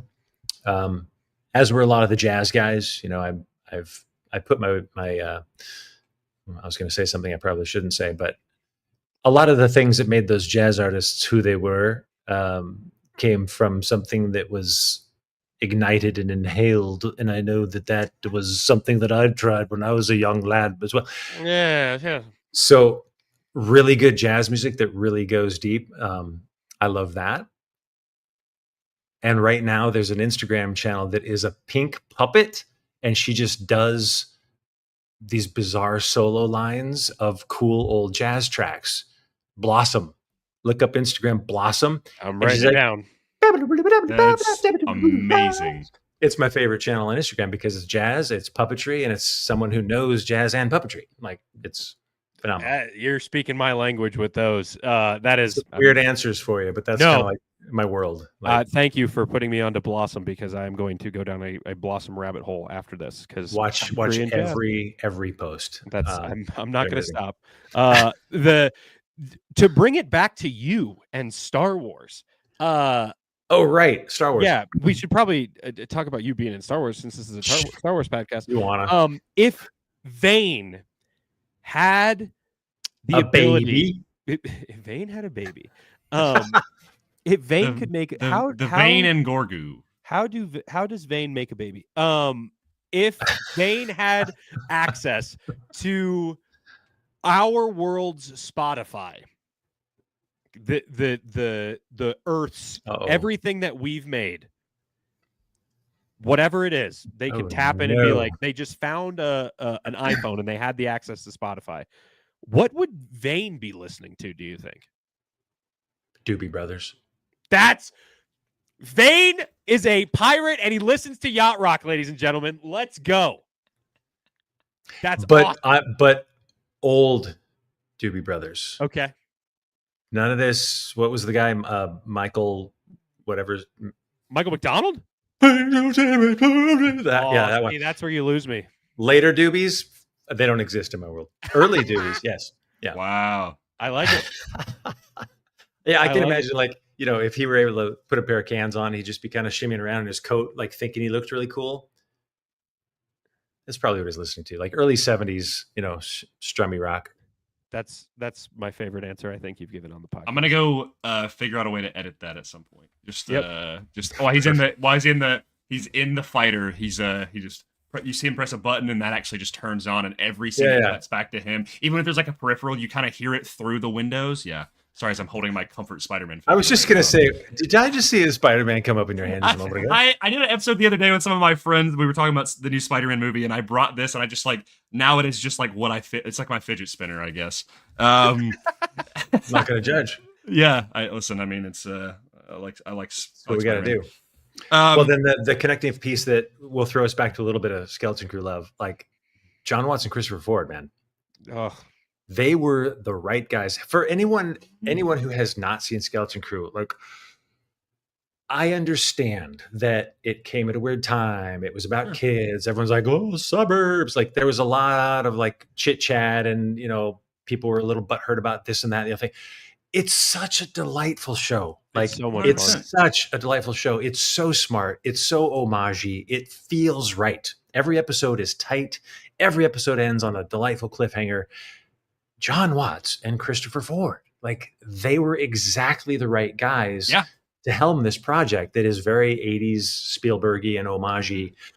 We saw what they did with Spider-Man. We saw that the John Hughes, fit-ins, like Ferris Bueller stuff that they kind of put into the Spider-Man movies. It works. They're cinephiles. They love what they're doing, and they're highly intelligent. And every chat I had with them, it just kind of reinvigorated my enjoyment of cinema, because they're so filled with cinematic joy themselves. So kudos to those guys for making that show. Yeah. Also, I should have put him on the ranking, but shout out to Alfred Molina's Ishi Tib pirate that shows up for like half a second. Right. Yeah. As soon as I was like Otto Octavius, but it's actually just his regular voice. And we work together. You think you know a guy, and suddenly it's another guy. I was like that. I'm like, hey, please get Willem Dafoe in Star Wars as another pirate. That would be my dream right there. Well, and you kind of already danced on this, and I figured it'd be a good kind of for you to expound just a little bit more before we wrap up. Obviously, there's a lot of casual Star Wars fans. There's a lot of people who have intentionally, maybe not intentionally, but have just like not dived into the Star Wars shows and the greater universe beyond the movies. You talked a lot about your experience filming with the volume and everything. And you're a fan as well, what is like? Give me your sales pitch on convincing someone to kind of hop into the TV shows, and maybe even where to start. Maybe even Skeleton Crew if they wanted to. Well, there is so very much to get under your belt at this point. 1977 was a long time ago. Right. Galaxy far, far away. But I think that I can relate what a friend of mine told me when I was hesitant to get into the animated series, because you get to a certain age and you're like, well, how much time really do I have? And there's this entire backlog to start wading through. It's intimidating. Yeah. He's like, just trust me. Trust that you're going to love it. Like, there's a little bit of at the beginning. And, if you really want to get through it, you can get on YouTube, find out what the filler episodes are. If you really want to skip those and just stick with the story, you can do that. Like, you can refine this and get through it just to really get the meat of it. It continually rewards you as a fan when there is such a high level of love with, I would say, the vast majority of the stuff that comes out, whether it be the cinematic universe, the animated, the books, the comics, which I've not I've barely scratched the surface of Sure. comics. I've read only a few of the books over the years. But anything, it's like the Mozart thing. You can listen to it and be like, oh, wow, that sounds really interesting and complex, and I kind of liked it. But the more you get into it, the more you understand, the more you maybe find some peripheral context with a different series like Skeleton Crew or anything else, the deeper your overall understanding is, and the more joy you can derive from it, because you, as with most anything in life, the more you put into it, the more you understand, and the more joy you have having done all that. So it's worth the investment. And even if, like, you can always find something to quibble about with anything you love. There's always something where you can be like, well, that was kind of, but for the larger experience of this, it's heartwarming, it's hopeful, it's exciting, it's well done. There's a lot of great cinematic tension. The blinky splodies of space are, phenomenal. I'm not really selling it so much as just kind of gushing in every direction at once. But yeah, it's well worth getting into. And I think, something like, if you have little kids, I talked to somebody at a convention, is like, just show my little kid Skeleton Crew. He wasn't really interested in Star Wars, but we sat down and watched Skeleton Crew, and now he wants to know about the original stuff. Yeah. So depending on your age, there's no real one way in. I think just starting to enjoy it is the way to go. Yeah. Because you don't have to watch everything, but I think the more you get into it, the more you might discover a route, Yeah. and you'll find your way. We always say this. I always say this as someone who has a mass collection of Star Wars books off camera and more here, and comics all here. I obviously consume a lot of it, maybe a little too much. Star Wars is, at this point, and I believe we are very lucky for it to be this way, it's a buffet, right? And I think maybe the movies are the main course, but that once you get beyond that, like you said, it's worth that investment. So I think it's a great pitch, or a gush, as you would say. So and it is an investment, but it does pay off. Yeah. And it's also so special to, like, the fact that we have these shows now that you can, like, the fact that some of these shows are people's first, or younger audiences first diving into. I know even adults, their first Star Wars thing was Mando. Right. Yeah. And that's what got them into Star Wars. And it's like, that's a beautiful thing. I think there's this this gatekeeping nature of, like, well, if you didn't watch A New Hope first, are you really? And it's like, no, dude, that's not how that works. You have to go this one, then this one, then, like, yeah. I don't know. So that's as awesome. A toe dip. I would say, as a toe dip, anything, just pick anything that looks interesting, see if it sparks some more curiosity, and then pick a route through it. Perfect. Yeah. But I will say, Skeleton Crew's out there, and what a great show. What a great show that one is. If anyone was to actually really want to go watch anything, like today, maybe just jump on and watch the Skeleton Crew. No, that is truly, Skeleton Crew is always the one I pitch when someone's like, I'm a little behind on the shows, or I haven't watched anything. I'm like, it's 8 episodes. It's tight. It's contained. It has some minor connections, but nothing that's going to, be like, well, I don't like, what is this? Like, it's kind of, like, great for all ages. So, yeah. Hey, on behalf of both of us, thanks for being part of it. Yeah. Thrilled to be as a fanboy here. Really. Yeah.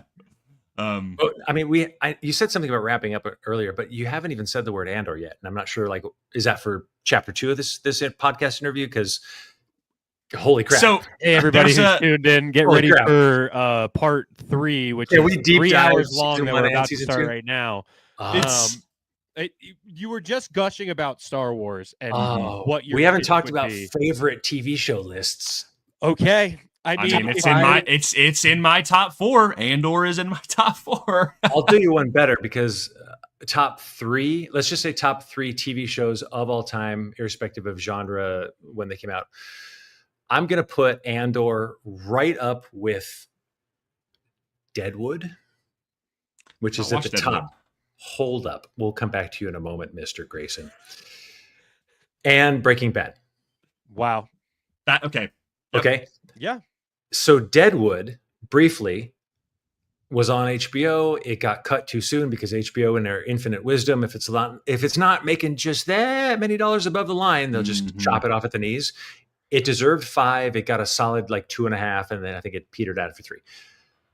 I'm stupid. I know. It's one of the best shows I've ever seen on every level.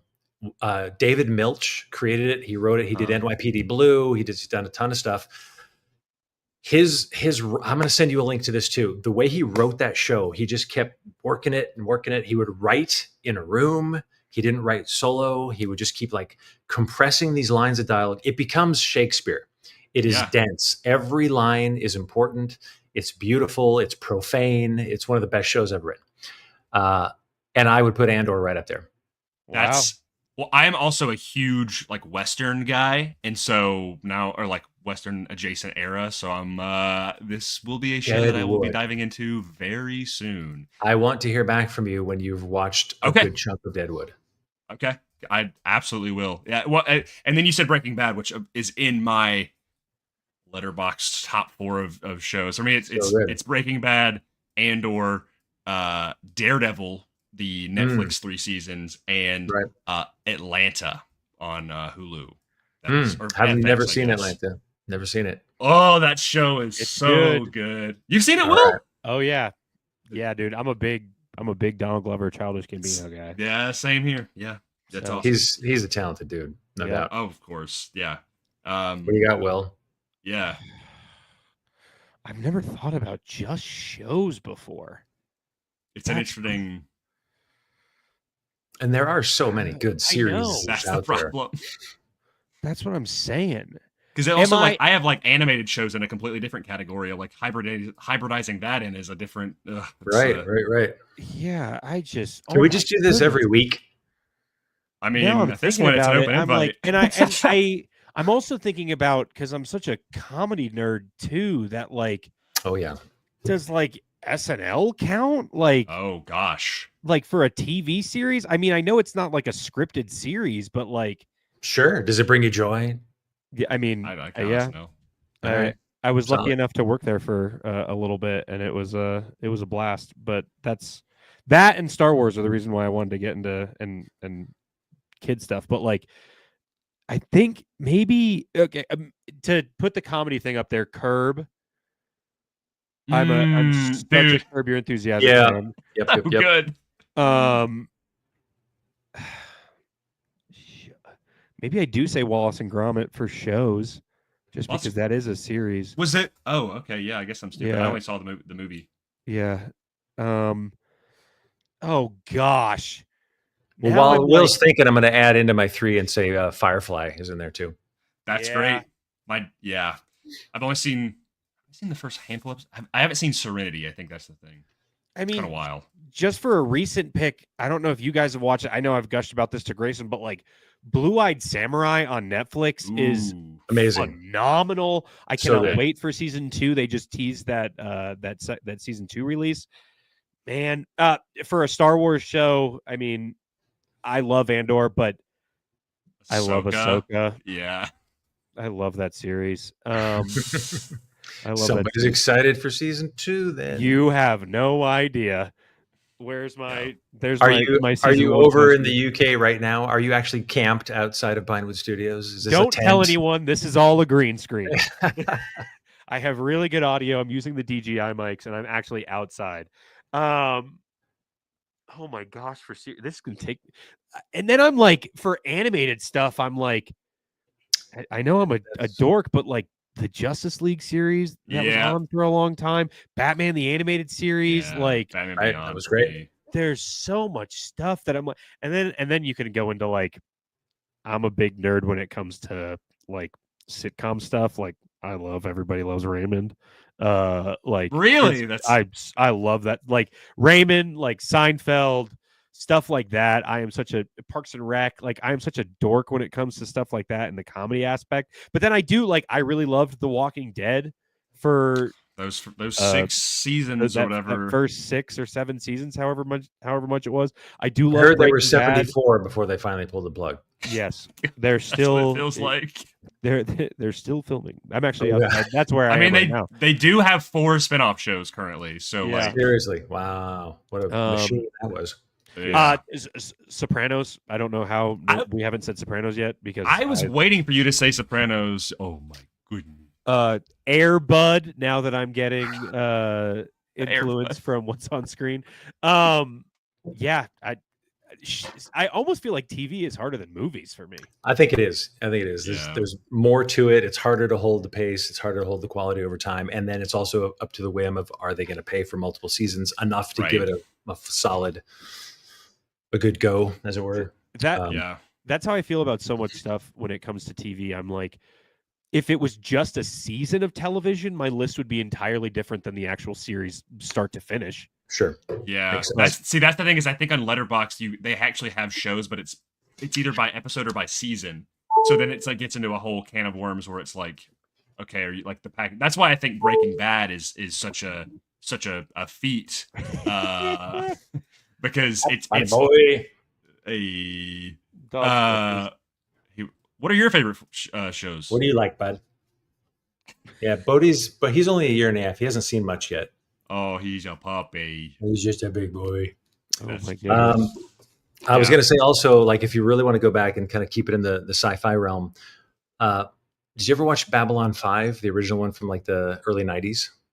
I've seen a lot. I have not finished all the way through. I've seen a lot of it, though. I was talking to someone about that show.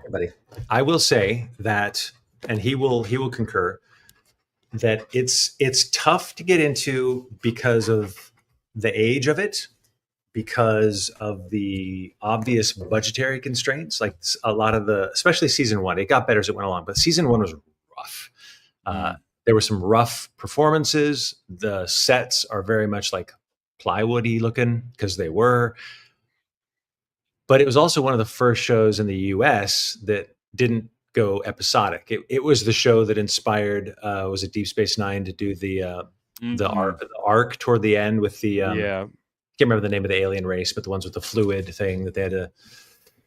Yeah, the Jemadar was it? I think I can't remember. Anyway, my Star Trek goes over my head. My dad would know. Yeah. It inspired shows to do these longer arcs. They took a cue from British television, and it was doing that. So that's what I loved about it, is that it had an amazing overall story arc that lasted a planned out 5 seasons, culminating in season 4 and coming down through season 5. It didn't climax at the very, very end. And these characters that had this full development and shift and reshift, and then full, like if you were reading a big, thick, like George R. R. Martin novel, it was like that, but on like sci-fi with it was the not even the early days. It was some of the very first CG shots they ever used on TV for sci-fi, which again got better and better. But like you get these 2 characters that in the first season or 2 are kind of like, all right, maybe they're kind of comedic and they're riffing with each other, but obviously there's some contention. And then at one point they're like working together, but then at one point another guy betrays him, and the other guy, like, for example, elevator doors open on him and he holds up his hand and he's got a knife, and you're like, oh, he's going to kill a guy. He takes the knife, he cuts his hand, and all he says as each drop of blood is dripping goes, dead, dead, dead, because this guy just killed his people. Like, it's deep. They really go deep with it. So if you ever want to like deep dive an old 90s sci-fi show, I'd highly recommend that one. Just adding more and more to my list. Thank you, Marty. Of course, happy to. I wish we teed you up for this earlier when your hand was actually bleeding to have the. Right, I know, right? Yeah, that cut. Missed a golden opportunity. Sorry about that. We should have done better as hosts. J. Michael Straczynski wrote Babylon 5. Shout out his Spider-Man he sure run. did. And he wrote almost every episode over 5 seasons too. Wow, crazy! And he was huge on the boards back in the day. I think there was, I can't remember what chat board he was on, but he would actively go and respond and deeper dive, answer questions, and get more into the lore and what his writing process was. And like he was very active in the show while the show was happening, which is also ahead of its time. Yeah. For Andor, then, with all of your expertise that you have just gushed about, seeing something like Andor, I'm not going to tell you to put it into like, hey, you have 100 words to describe what you love about Andor, but like, why was it so compelling to you? Obviously, you were in Star Wars, but like, as outside of Star Wars, why was it so compelling to you? I think that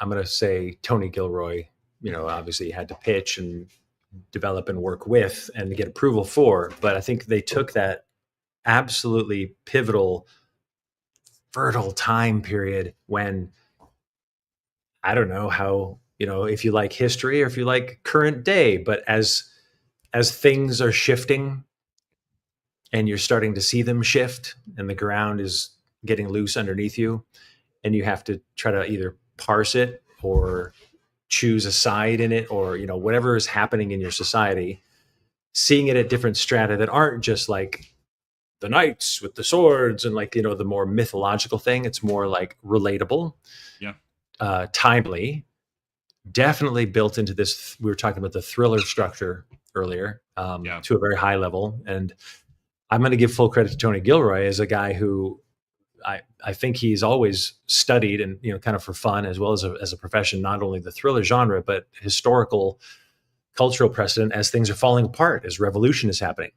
So to plop a guy like that with a big brain and an already established interest onto this moment in time in Star Wars when revolution is most definitely happening, that then also we have the fortune or misfortune, depending on how you look at the world, to be witnessing in real time as it's happening.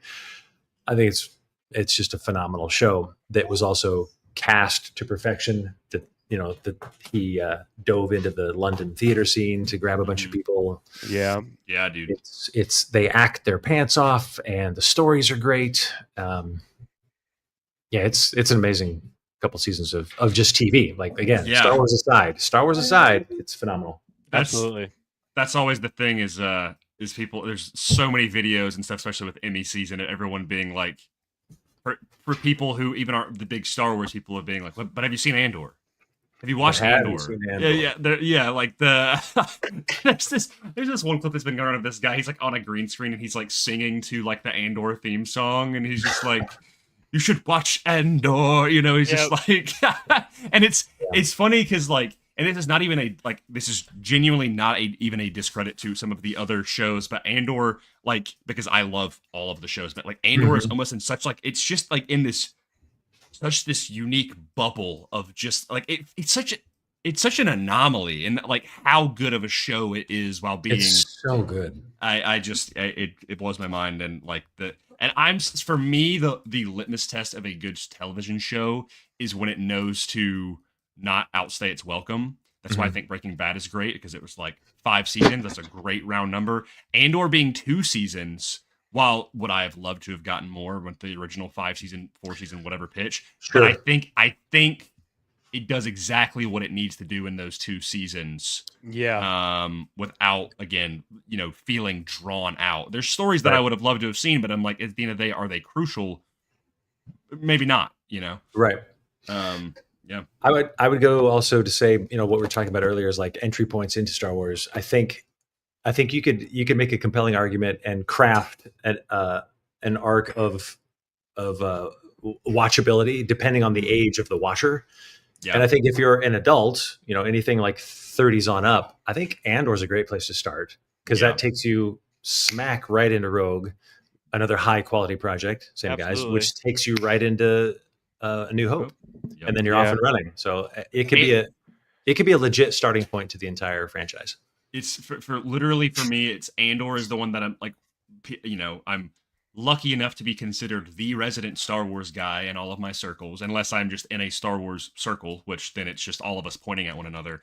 But like I mentioned that tabletop campaign, when some of my friends were like, okay, we're doing the Star Wars campaign. I've seen the movies, but I kind of want to get into some of the other stuff. What would you recommend? And I'm like, and I'm like, psychologically analyzing them, being like, okay, what each of you would like, and one of my friends, one of my really good friends, he is a history teacher. He studies political science. He studies philosophy. And I was like, brother, watch Andor. and that's I think it's that. Maybe he's played like Jedi Survivor, and I think that's the only stuff he's ever consumed outside of the main movies.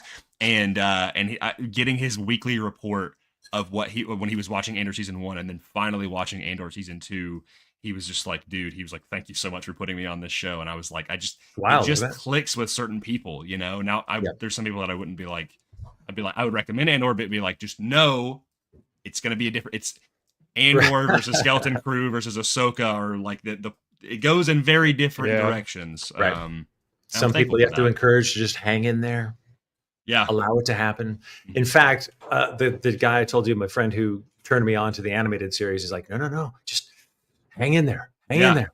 Yeah. I had to do the same thing with him with Andor. Yeah. Wow. He started watching the first episode. He's like, oh man, I hate this guy. He's a punk. It's too slow. It's this, it's that. And I was like, dude, hang in there. Trust. Worth it. Yeah. And he did. He came around. He's like, oh man.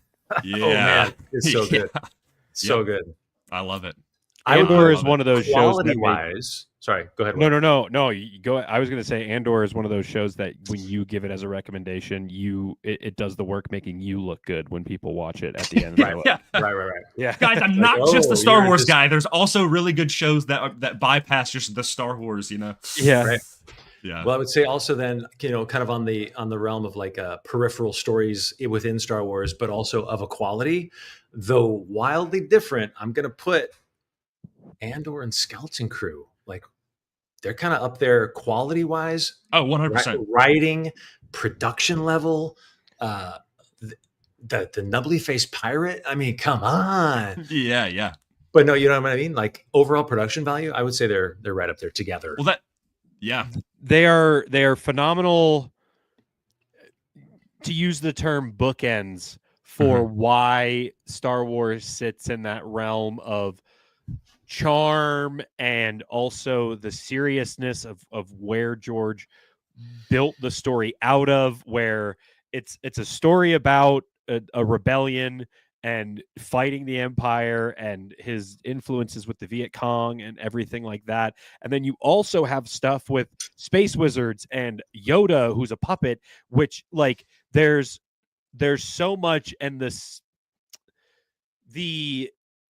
the denseness of how much there is to enjoy, to Grayson, to your point about it being a buffet. We also, to Sam Witwer's credit, who we hear a lot of, says that Star Wars is basically its own genre at this point. Don't make me hit the button, by the way. Don't hit the button. Where Star Wars is basically its own genre at this point, where although the Star Wars logo is seen when you are looking at the poster or at the photo that you are swiping through on Disney Plus, there is so much in terms of where, and it's always been like that for Star Wars, but I just kind of, and not to talk about my scene again, but from Empire, it's kind of the same seriousness of where the world is going, and this guy is the hope of he's going to be able to defeat the Empire, but he's also talking to Yoda from a practical sense. Like that Skeleton Crew and Andor are both reasons to why Star Wars is so great, because of the juxtaposition between the two, and obviously its similarities. Have you ever thought about what Vane would do if he was an Andor? Oh man. Have you ever thought about that's got to be something that while you're watching other Star Wars, you're like, have you ever like thought of what your character would do in like other Star Wars? The only one that I pondered was Ahsoka. Okay. Yeah. Because initially all I heard after The Mandalorian was that like, we're going to try to find a place to put him. And then silence. And I was like, oh, that's sweet. Maybe someday.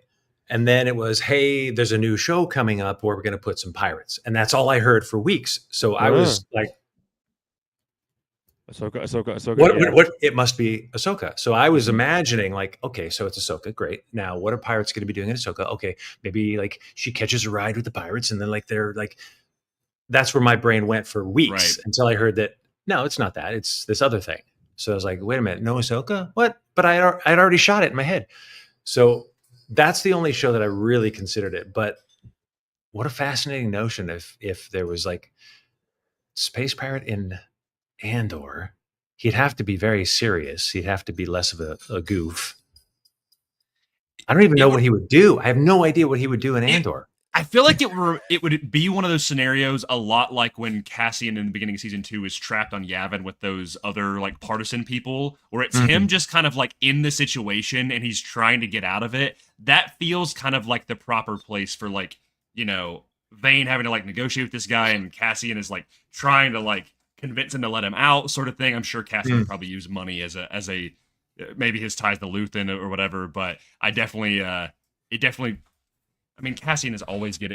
Every episode is him. It just flashes to him in the most ludicrous scenario possible, and so I'm like, you know, it's also like not that far off the timeline. I think he'd have to be hanging out with Saw. Oh, because Saw collects a lot of rando weirdo guys. Probably promises them the moon and then delivers or not. But yeah, I think he'd probably be hanging with Saw until he realized it was not in his best interest to hang with Saw, and then he'd probably Vane was actually a huge Rido head back in his youth. And he was like, maybe I don't like this anymore, it's guys. Like, you guys you're still doing that? Come on. I thought we were going to get rich. He'd steal a ship. He'd steal a ship at some point. 100%. It is funny, though, like, at least to that question of, like, watching Star Wars and like I am a character, so there's always, it's funny, we have a buddy who he does cosplay, he also builds droids, he's a very technical savvy person when it comes to just taking something in Star Wars and making it real from what he saw on screen himself in his shop. It's incredible the work he does. We did a birthday message for Grayson today, and he had just built a new droid that fully said happy birthday to him, full servos, moving, like all of that stuff. He is so deep into that world, but his name is Hunter. But he was somehow, through like this weird chain of events, he won the ability to name a planet in a Star Wars book that was coming out. And he was able to name the planet as well as the moon of the planet. And we had him on for an episode, and we were like, and he had also been aware of this, but like, when you get to name a planet, that means the people from that planet now are that species. So right. It's not just they have to be in Star Wars, they have to go to that planet. Any one of those species now exists in Star Wars. We don't know what they look like, but they could pop up in the back of something. So it's like that butterfly effect. So that's why I'm like, there's always something, you know, you never know when it comes to Andor of like a Saw Gerrera popping up in something else, or even a Two Tubes popping up in something else and interacting with Vane. But like there's always possibility when it comes to Star Wars, especially because it is a buffet. This is true, and if you don't see the corpse, like there's always a potential of something showing up somewhere else. That's TV rules number one. Of if there's no body, that there's still potential to bring it back, especially with TV stuff. Yep. That's. Well, I will say, even Jon Favreau himself told me at the premiere at Disneyland when we were going to see. I was like, so. Did Vane make it? And he was like, I could chop somebody in half and he could still make it. And he just kind of like walked away. You're right. You are right. They kind of did. Yeah. No, I think the last scene we see with Vane is when he's on the kind of skiff thing, right? Is that the last scene? He's on his jump, those little jump ships. Yeah. He's announcing to Jod that he's like, It was a kid on a speeder bike, but don't worry, I got him. As the kid opens the door and shows up, and then I don't know if we see him when everyone else. We see Cease's character. She wears kind of the stormtrooper armor. Yes, I forget her character's name, but we see her getting onto the ship, and then a couple other ships taken off. So I think it's very undetermined as to his fate, but I don't think he exploded. No, I definitely don't think so. I mean. Maybe he just ran out into the woods. He's just camping, you know, got a little campfire going. He's stuck there. He's a side prepper. The Vane Chronicles. That's it. Yeah. He's just hanging in the woods. Yep. Yeah. Jod is living it up as the administrator, the new administrator, and Vane's out there like eating spam out of a tin can, wondering what went wrong in his life. Star Wars spam. It probably exists, honestly. We'll look on Wikipedia. It definitely exists. If they've got terms for bread. That's what made me think of that with you were talking about the character from Hoth on the green screen. Of like, they've already got a full 30-page backstory for that guy and where he's from and what he's done. And which I love. Like, that's some of the best part about all this is how much it can live and grow. We were talking about it before we hit the record button, but that is where us legal adults sit in most of our thoughts of like, if R2D2 was doing this while I'm sitting at work, that imply in the greater universe. Yeah, just I wonder what the butterfly effect of that would be. What domino would be pushed? Our final question for you. Yeah. This can be either for you working on Star Wars or you being a fan of Star Wars, but a lesson you've learned from Star Wars that has stuck with you. And like I said, this can be from working on it, of maybe it's an industry thing or a craft part of it, or just something that you have learned from watching as a fan.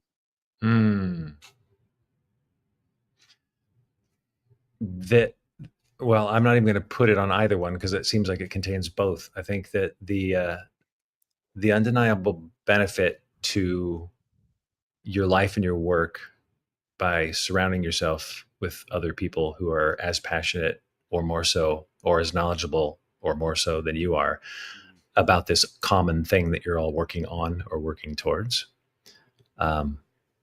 Clearly, Vane, the character, has not and probably should not. Well, I mean, that'd be an interesting arc if he ever finally learned that lesson, learned how to play nice with the other kids. But working on it as an actor, it was one of the most satisfying things I've ever done. There have been a few jobs out of many, many jobs where everyone was really excited to be there. Everyone was excited to do the work, to be around the other people. Like, people got along. Everyone had a common goal. And it just elevates the work, you know. It elevates the experience undeniably, but I think it shows in the work. And whether it's your passion as a fan and going to conventions, you know how this works. You meet all these amazing people because you're sharing this thing. Yeah. And unlike some of the other jobs that'll remain unmentioned, it doesn't seem like people are that invested. So you get someone here who's not really engaged, so they're not really bringing their A game. Yeah, I think that notion of, you know, that George infused from day one, that it's about hope, right? Hopefulness, that bringing people together, that inspiring them to make better choices, to pursue things that matter more. And then once you start doing that more and more, you find yourself surrounded by people doing the same thing more and more. And it just enriches your entire experience. Yeah. Yeah. This is kind of what like made me think of this. I already addressed it earlier. I think it was actually when you were going to fix up your hand. Will went out of his way today to do a wonderful, wonderful post that he assembled a ton of these other creators that I'm lucky enough to call friends that are so passionate. And I think that kind of, as soon as you were talking about the hopefulness and like that shared passion in that community, so many of those people are who inspire me, who drive me.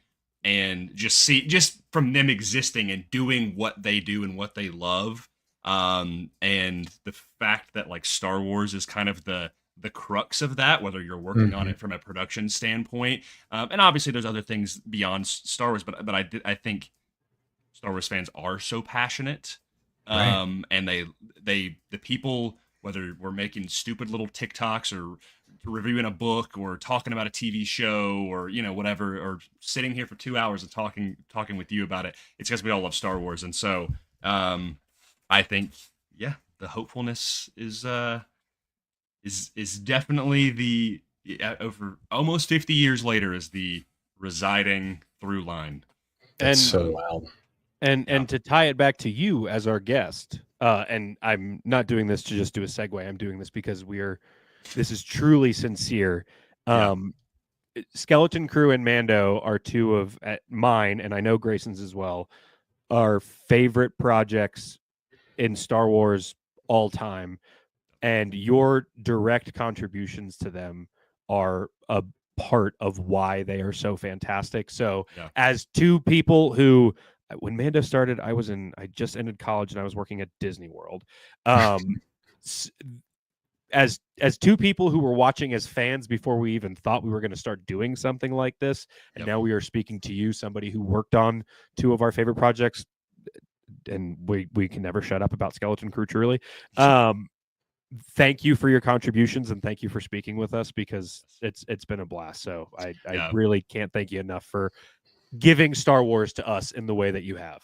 Yeah. Well, thank you for the kind words. I'm thrilled to have met both you guys at this convention that brings all of this joy together. I would not have probably met you guys prior, and nor would I be so enthusiastic about those little DJI mics you told me about. There you go. They're so fun. But as a fan, DJI, please sponsor us. DJI, please sponsor. Yeah, I mean, hook these guys up. All the toys. Yeah. As a little kid who wanted to be involved in any way possible to make movies, who was obsessed with Star Wars, it's been the biggest joy to have an association, to be able to experience what it's like to be on a set, to see a beautiful, beautiful end result by all these phenomenal artists and craftspeople that then we can all enjoy as fans. Like, because yes, lucky me as an actor, I got to be involved, but as a fan, I get to see the end product. I get to enjoy it as a fan when it's all wrapped up and said and done, and then share it and talk about it with you guys. Like it's an absolute treat for me. So thank you for having me and to chat about this shared love. Yeah. Well, anytime you want to come back, we can talk about Andor for another 17 hours, probably more. I got time. We'll do a 2-hour episode that's not even going to be Star Wars related, where we just go through our letterbox. Oh, buddy. Last thing I watched. Let's go through our Letterbox watch list alone, and why we put it on our watch list, and why we haven't yet watched our watch list. Because it's a big watch list. Burned at the stake. Yep. Marty, thank you so much for being on. Thanks for having me. It was a blast. Happy birthday to Grayson. That we got to say that before we Very happy birthday, Grayson. Thanks, guys. If you are watching right now and you have not liked the video, what are you doing? If you are not subscribed, please do so. Please follow both of these wonderful gentlemen on their Instagram. Everything will be linked in the description below. Go watch Skeleton Crew. Oh, yes, if you please. already have, just go watch it again. It's a blast. And as always, your focus does indeed determine your reality. We'll see you later. Bye-bye.